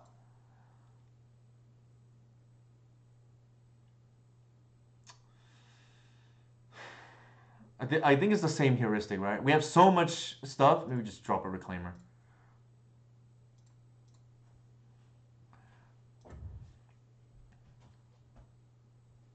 Actually, there's an argument to be made. It should be one crop, but the blowout potential, excuse me, is absurd in this matchup.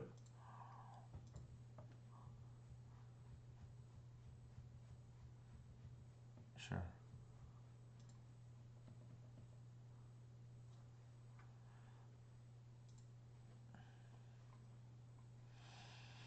I think here we ramp and like shields down for 1 turn.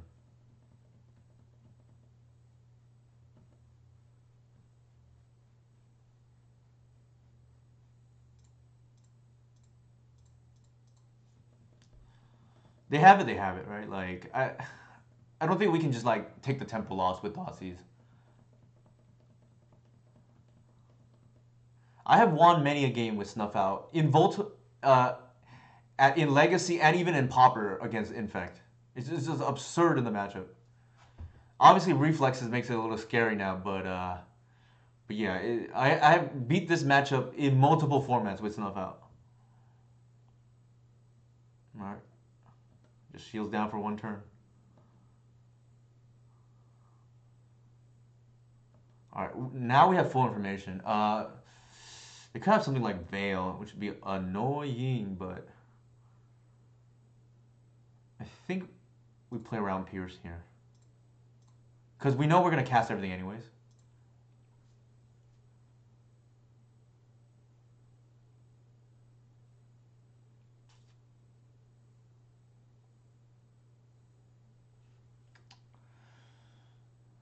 I think the line here is like, do we even care about this? I guess we do. Like, they could just use that as a removal spell on one of our dorks. We definitely take the Invigorate first.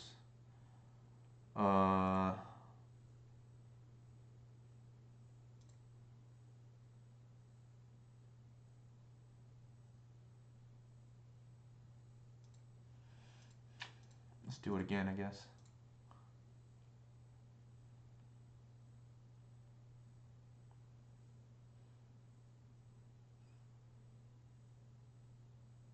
Like, like if they want to use this as a removal spell, maybe we just don't care. And we can natural order next turn. I think I kind of like that.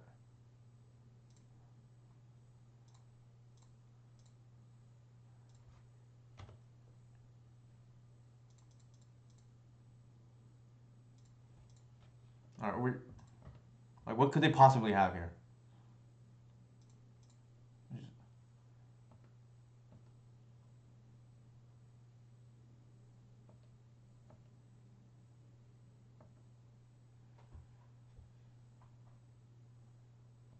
All right, we know the hand. It's probably over.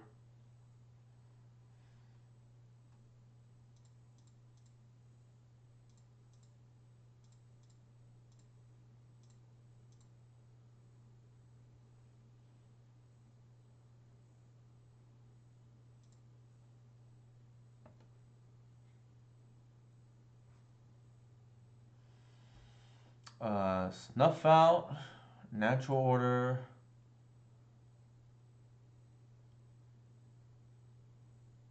Actually, do we just play it safe here? We just take their Legolas, right?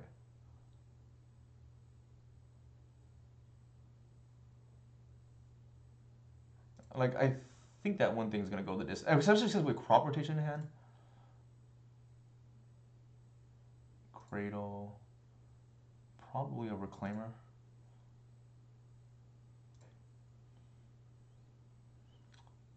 Can they kill us here somehow? Probably not.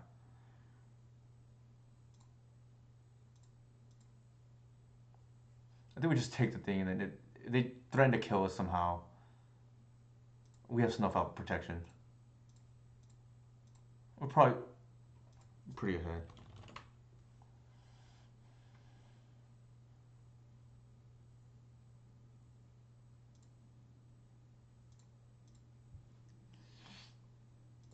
Sure.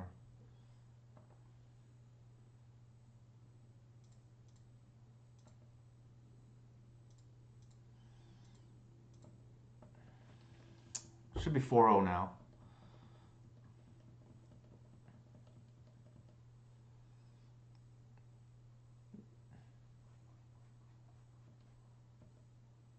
With snuff out protection, no less. I'm like counting their outs more or less now.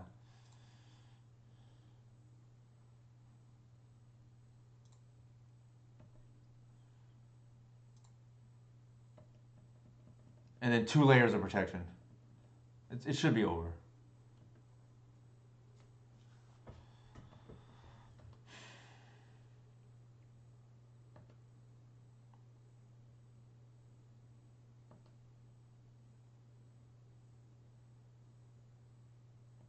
Not to mention, if we get another turn, Reclaimer is another layer of protection.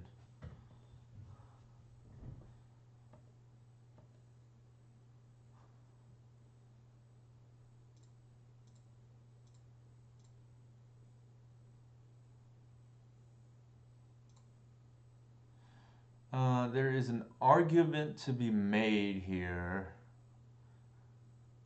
We're supposed to get the lair.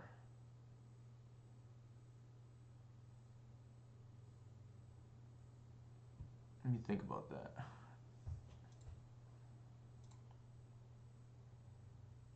Yeah, maybe not. Maybe that's just greedy, right? Like, we have just so much protection. Maybe it doesn't matter. Drop.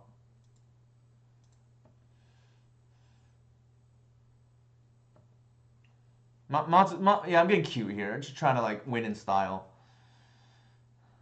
All right. I guess that. Just keep all the protection spells up. Yeah, that's true. That's fair. Actually, it doesn't even matter because like Atraxa kills him next turn anyways. And I guess they can just chump with one of the elves. It doesn't change anything. It's just like a million pieces of protection up.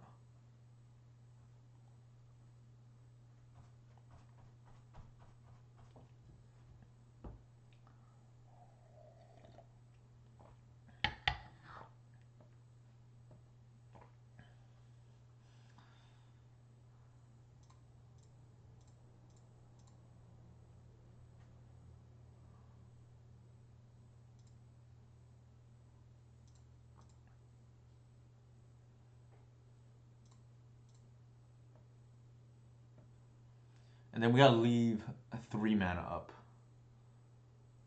Oh, no, that's just easy mode now.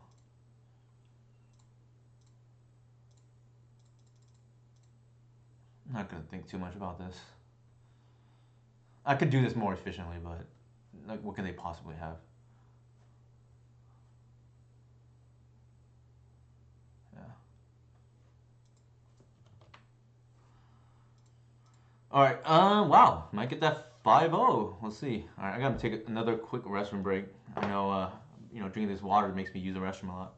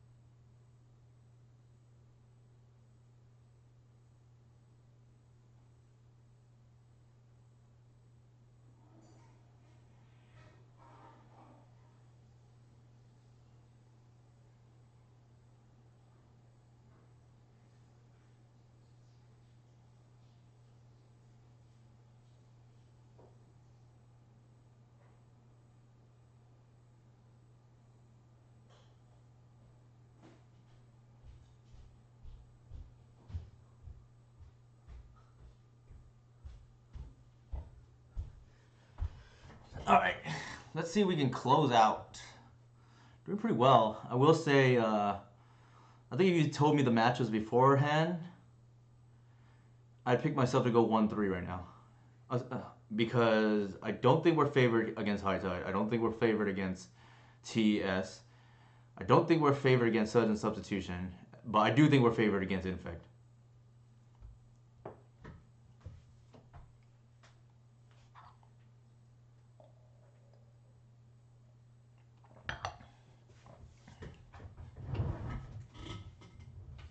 Snuff Out will do that.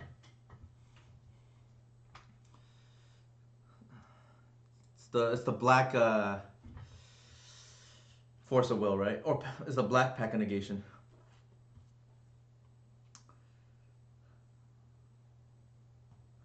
Black Force of Will is probably Grief right now. What are we doing here? All right, here's the list again. The only real change I made to my list I recently 5-0'd with, I moved the crop rotations into the main, and one of the crop rotations was a dismember. The idea is, while worse against Riskaminator and a few other decks like Doomsday, it's better overall, I think. I think you probably, the idea is it probably gets you more EV maybe against like some of these other decks where endurance isn't as good. Granted, the floor on endurance is pretty high, like, to be fair. Like, in particular, the second most popular deck right now is Eldrazi, and the crop rotation is significantly better there than endurance. Especially main deck. Sideboard, debatable, but...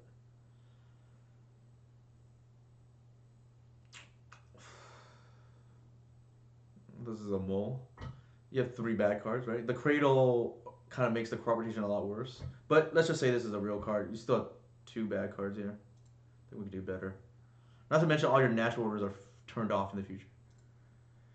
I think here we put the crop away. Yeah.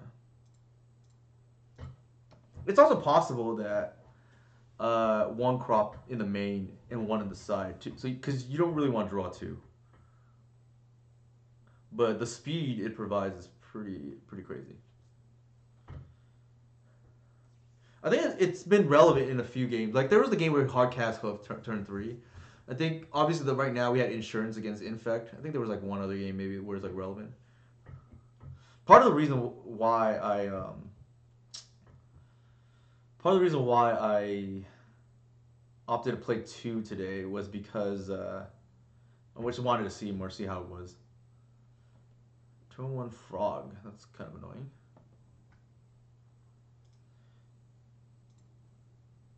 Why did we have to draw this?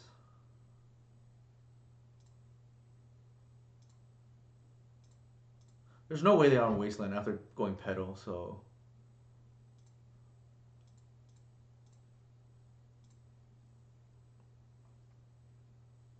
I can't even imagine what the mana base would look like if they're playing Wasteland and Pedal.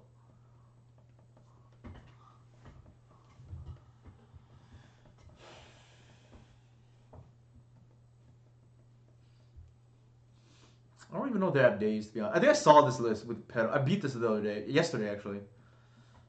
They have, like, Dark Ritual and Pedal. I don't think they've run days or any protection. Grief, I guess, if you count that.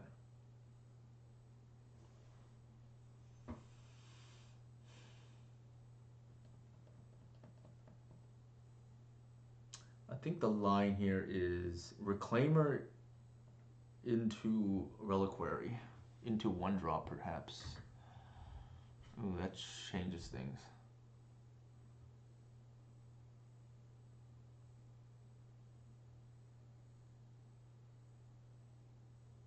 So, the thing is, like, I can deny my opponent a draw step if I go Reliquary into,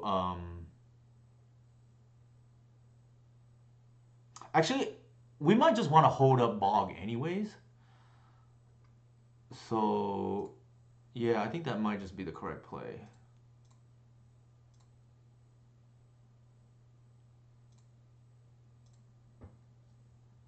right? Like if my opponent goes Entomb, Exhume right now, like I think we need to hold up crop rotation. So I think that's a slam dunk play here. And then we play the Reliquary.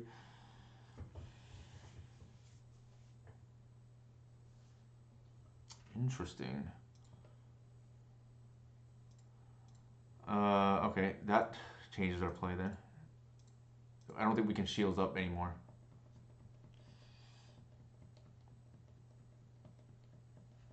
It's weird. Why did they have Lotus Petal? Now I'm like really confused.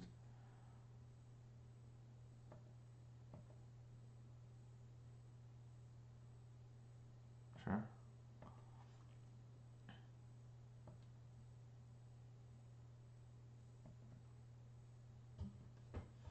The fact that they have Hull Breacher, maybe they're not on Riskaminator.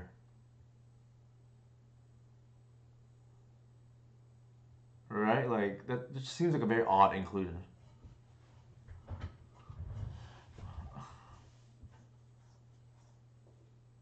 Oh, they're probably some Echo deck now that I think about it. Because they can pitch the Echo. Yeah. That's what they're on. Okay.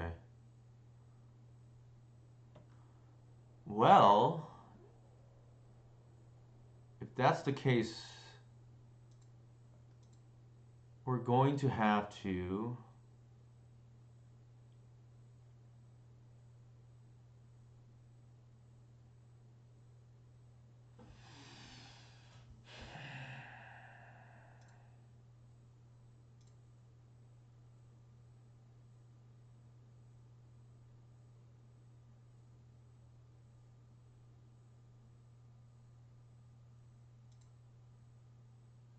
Actually, I can't.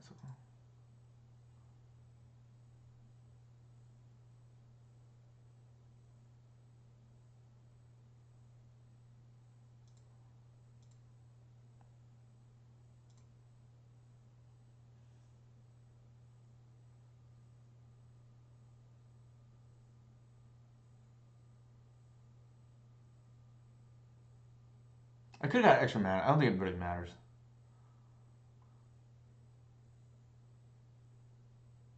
Maybe they forced that. I don't know.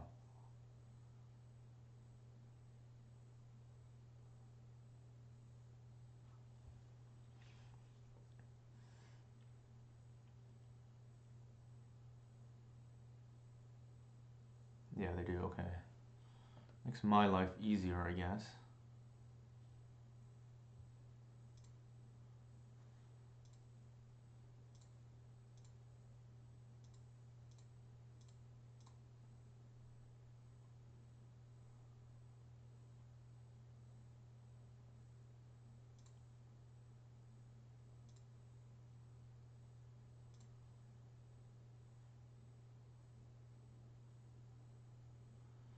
I think I want to get the chump block.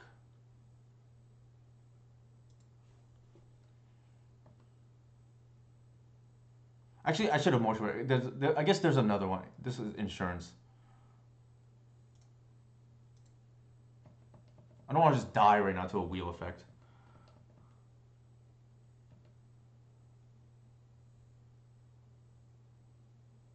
Alright, Narset down. That's good.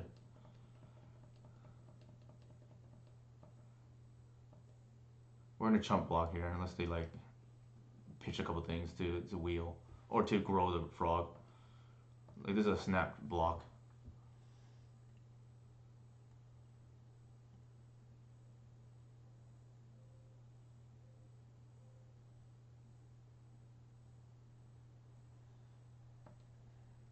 Easy decision. So I guess one thing that does play around is like if our opponent has like Bowmasters in their wheel deck too.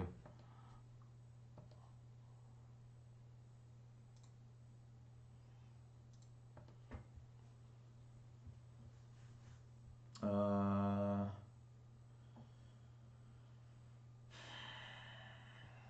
think we bash.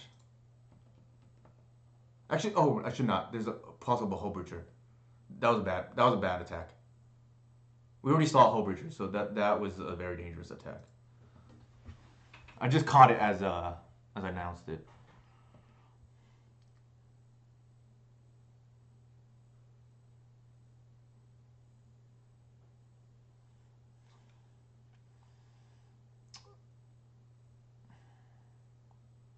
I'm trying to think if we could have done anything different. We led with a wider reliquary on 2. They forced that. That forces the play of Reclaimer. Shields down. They attack. And then after that, what happened?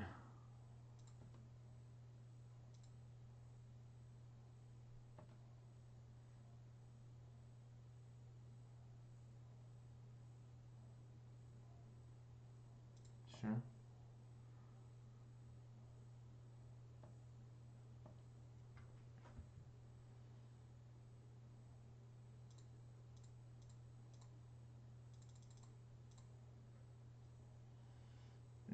Now we're gonna just lock them up.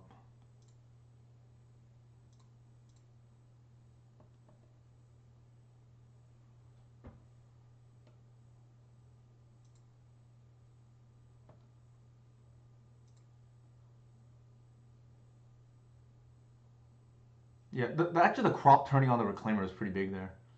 And then I think they turn for Chump. Couldn't you block there? No, they have flying.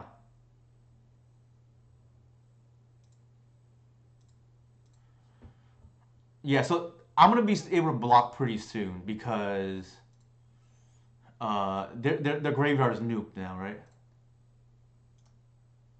Can we just get anything, please? A Reliquary or a Green Sun. That's something.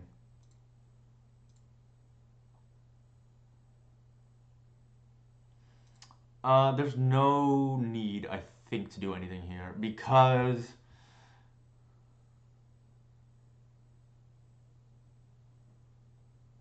yeah, there's like they could technically have a Hull Breacher, right? Like I don't want to just like walk in for no reason.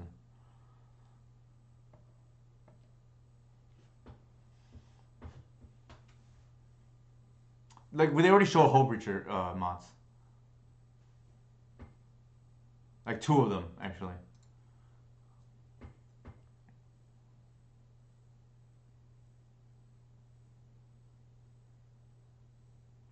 I think this game is like we're starting to stabilize here.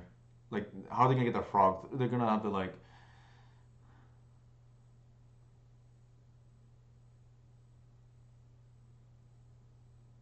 Three.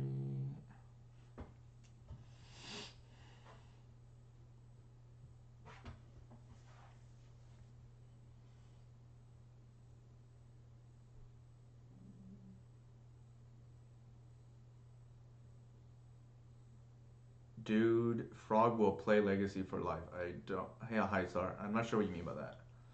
You don't think it's ever gonna get banned? I think that's the only thing you could be referring to.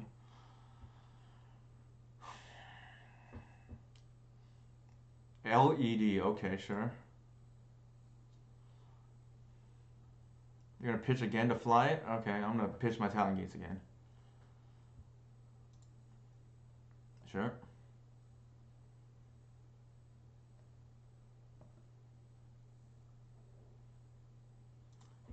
All right.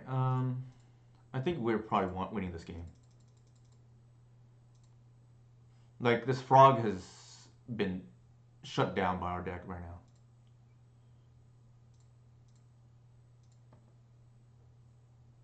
And they can never attack anymore. Like they can't get up through is a thing.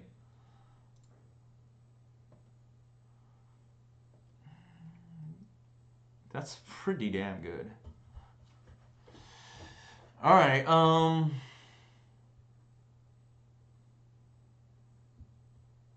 do I want to do this?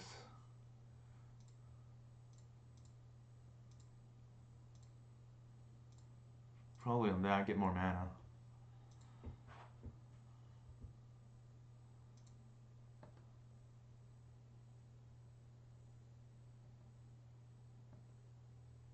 I should have probably attacked. I don't think it matters.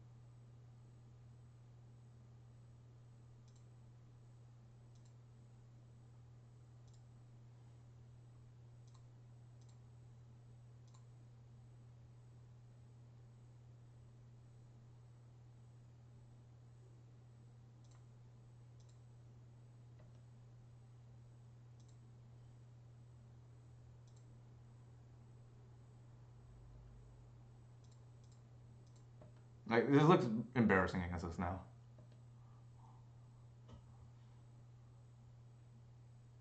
It's just a hard control, the game plan that we're on.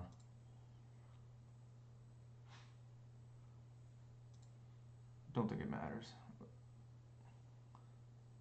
No.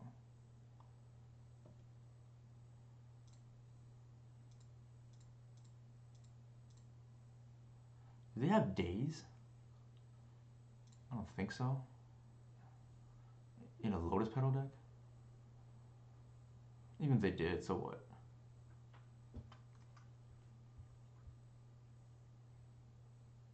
Yep. Easy. Easy. Alright, we saw Hull Breacher.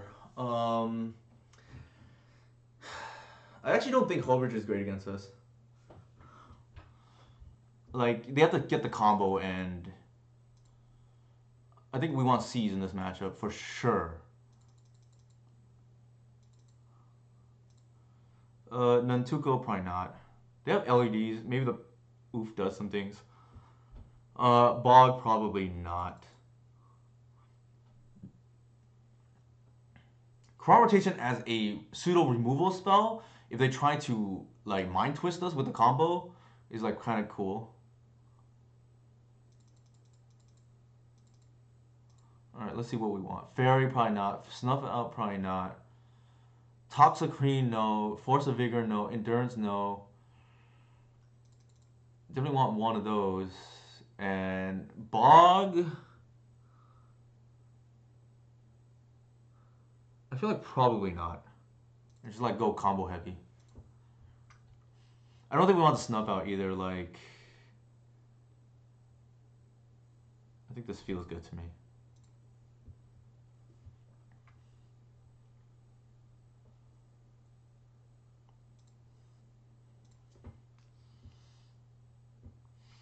Can we make it 5 for 5 combo decks?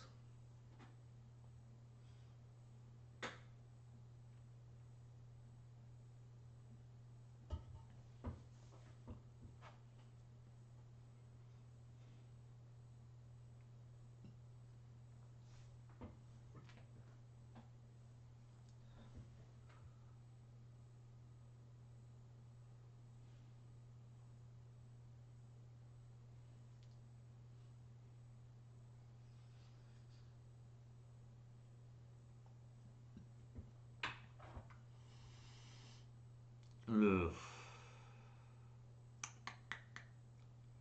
I think we keep, but I don't love it. Like, we potentially lose a frog with this kind of hand. It's a little slower. But very good against their combo hands, though. Or we just take their frog, right? If that's the relevant card.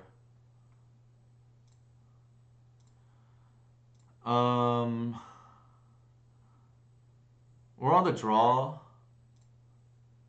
The reward here for Hierarch is that we can go... Actually, we can't even... We can go, like, Thoughtseize into white next turn. I feel like if they have Frog, we're probably kind of behind. Well, actually, they have Frog. Maybe that's okay.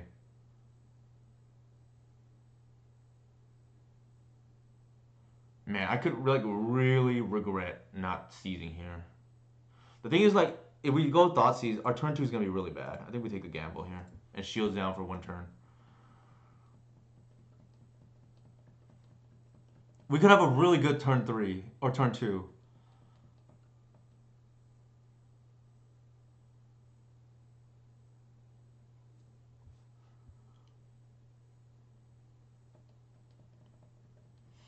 The reason why I chose this play is because our turn 2 looks anemic right now if we don't sure. Our turn 2 looks anemic if we don't hit a fetch.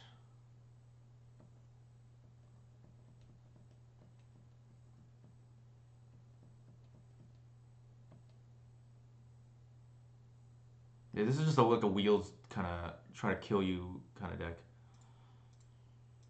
Alright, now we have to...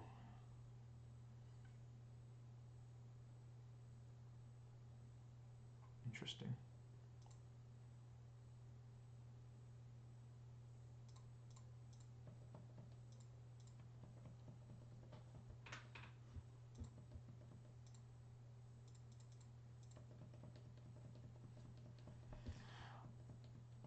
Argument to be made. I'm supposed to take the LED there, but then I'm not even developing my mana otherwise.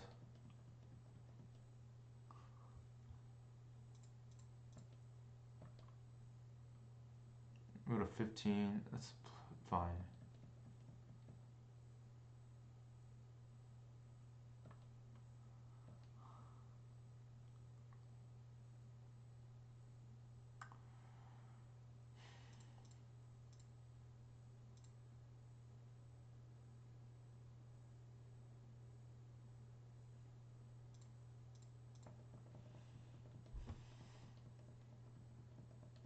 Again, like our next turn is gonna be a lot better.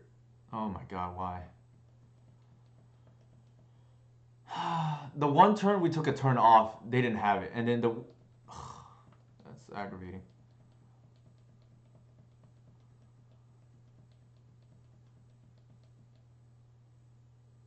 The one turn we took the turn off, they didn't have it, and then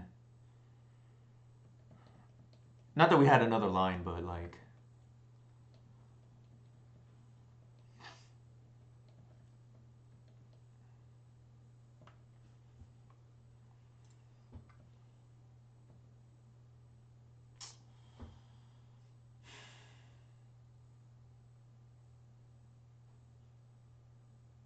the life is gonna matter now, cause that's 4. We're at 7. We're at 5.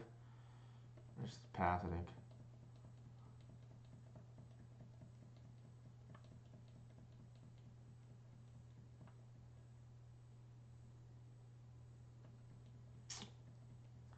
This is...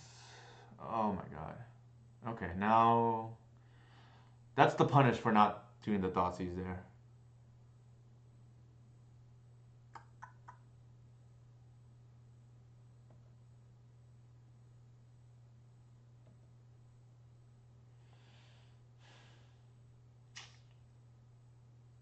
Alright, now we're dead.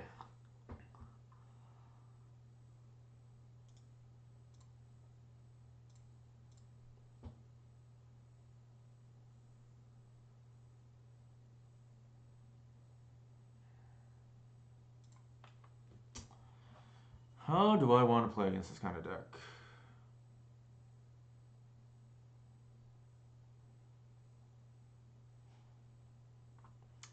I think the way we boarded was fine. It just didn't work out. We might lose this.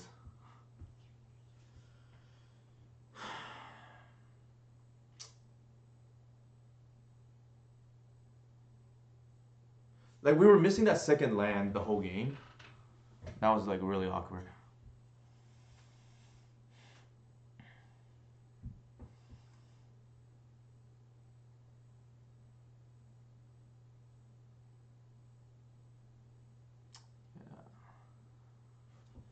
It was awkward because we led on 1 and they happen to have Bowmasters, which we thought they could, like, based on the colors and the way that their deck is constructed.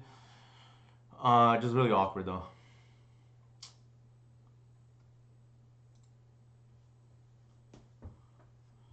I'm not sure I want to play against this kind of deck. That's, like, very A plus B, right? Like, Endurance doesn't do anything in this matchup.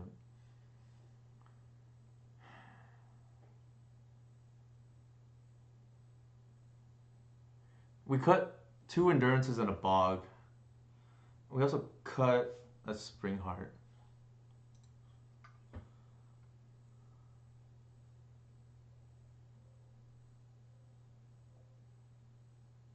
Then we keep.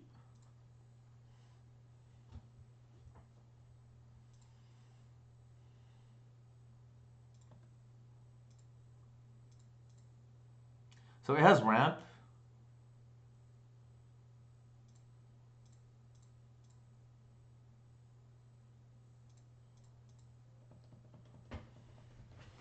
And the Chrome Rotation could be the removal spell that we need in this kind of matchup, right? That just you just have to fog out their Hull Breacher or Bowmasters.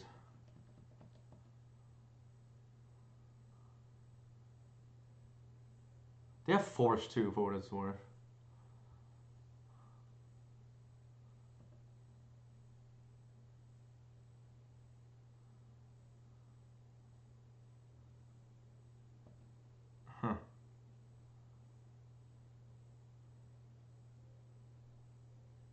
Okay.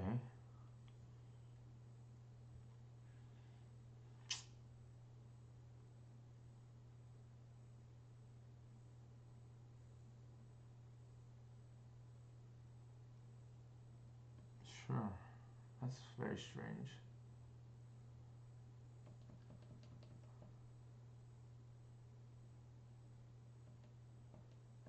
Maybe they have another one.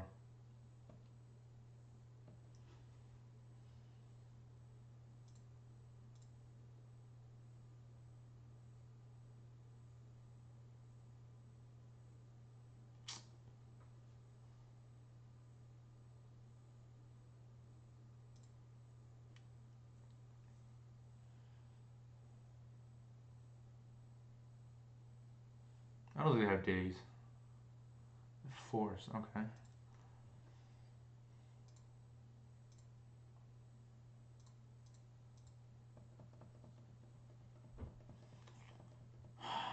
I think they're gonna try to wheel here. Actually, that's not true. If they had it, they probably would have done it already. What is going on here? Our mana is like killing us right now. That helps. That helps.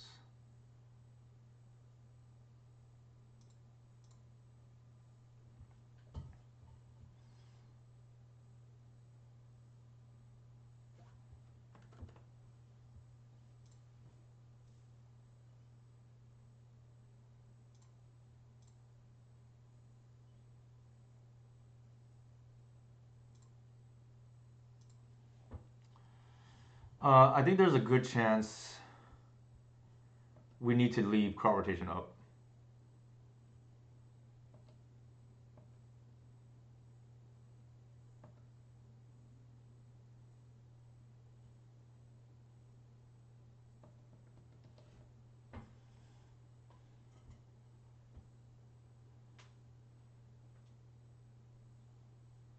Also possible we're supposed to green sun there.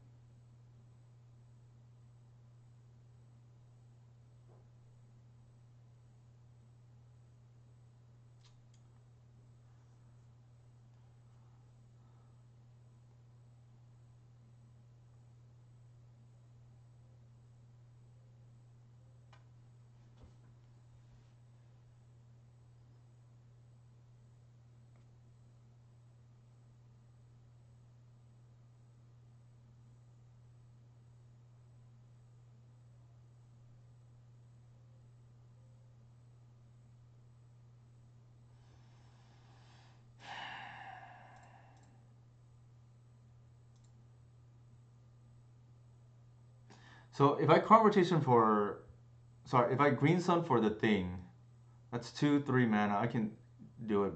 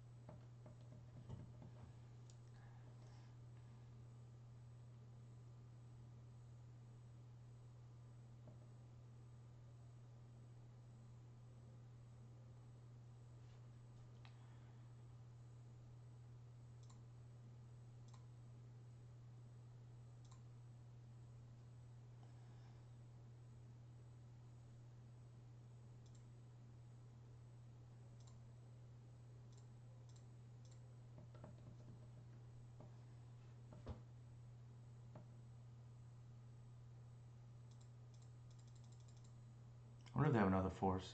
No, they probably don't.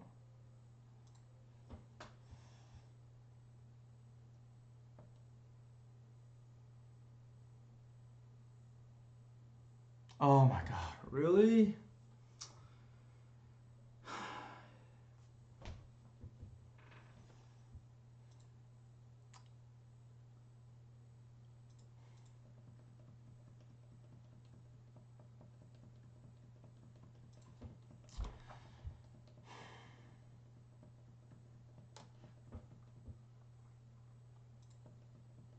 Well, I don't think there's anything we could have done about that.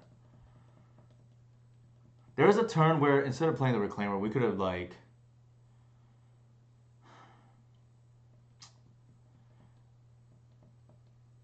We could have cast the thing there, but I think we lose anyways. Like...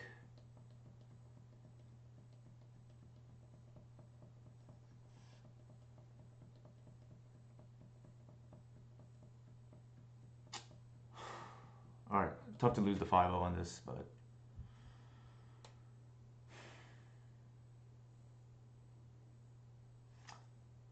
Like, our opponent had pretty much close to perfect there.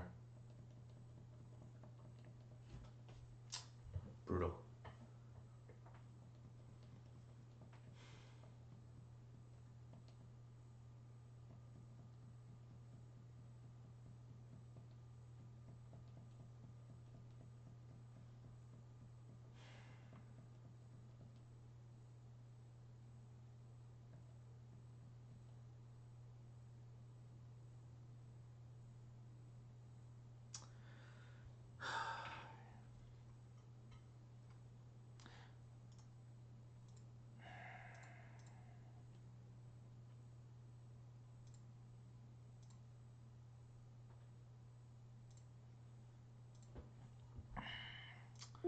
Alright, we can check out the replay. I'm not sure there was anything we could have really done.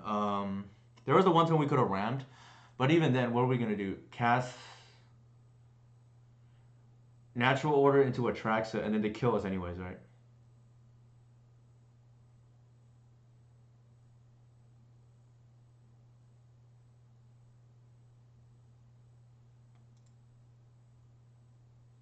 Well, I guess Atraxa can chump block.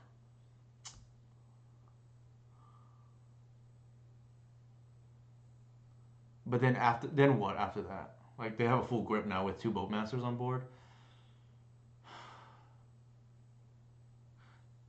I don't know if they have, how many echoes did they have, or they're playing Days of Doing too. I would assume probably, but I don't know for sure.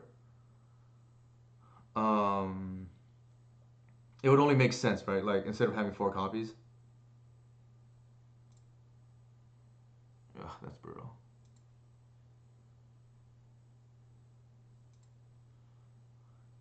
So high star, talk about a jinx, right? Oh, it does? Yeah, okay, I guess not. Felt kind of unlucky, but what can you do?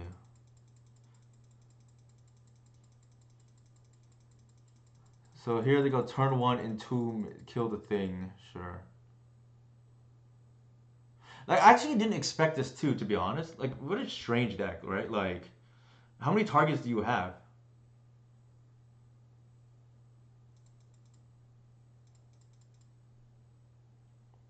And they forced that, so we can't get off the ground, which I think it's... They do that. Like, at this point, we hit a land, we probably win. Alright, I think here...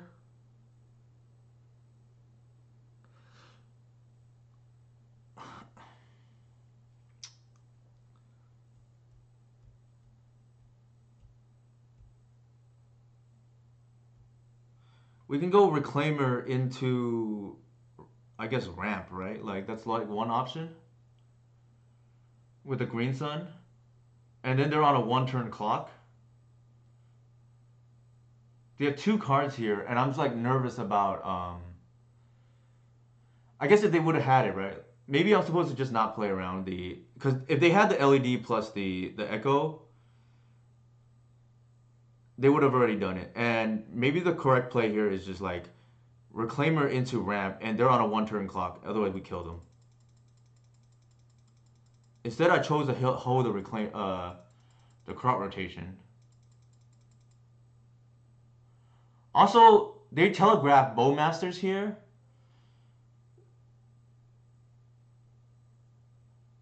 So maybe the blind was Green Sun for 1 and get a second Reclaimer. And if I have that, then it's probably game, right? Like, then I go crop into Arbor, sack Arbor, pitch, and just that's lethal now. And then from here, like they had the whole piece is redundant, so they must have top decked what they needed, right? I guess yeah, because they need exactly LED plus the thing here, and we still have lethal here.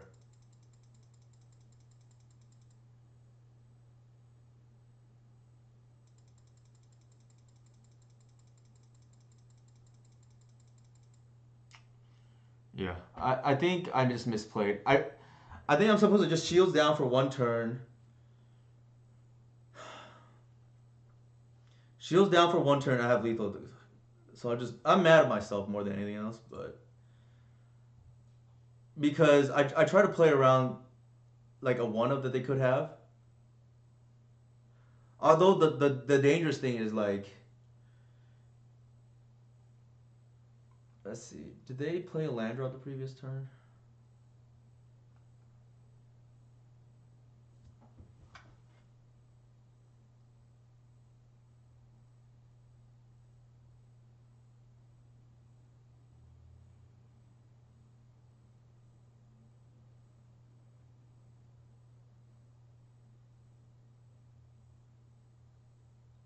Yeah, I think I probably just punt it because maybe the force is telling me they don't have much, right? And I just need to go fast. All right. Regardless, hopefully everyone enjoyed the stream. Sucks to lose the 5-0 match on what feels like a punt from on my behalf, but I think the deck is good. I just misplayed here. 5 out of 5 combo decks though that we should have won to be honest. But gotta get better, I guess. Let's go ahead. Here are my socials again. If you enjoyed the deck, please subscribe or feel free to check out my Patreon YouTube channel. The card rotations I think were very good today, and I look forward to playing those more because they're flexible. Better than a Dismember, I think, which is the same amount of mana but just less flexible. I'll go ahead and raid Straz Daddy here.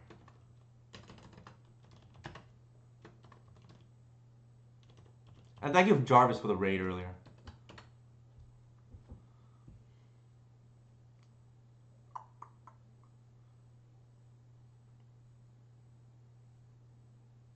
Oops.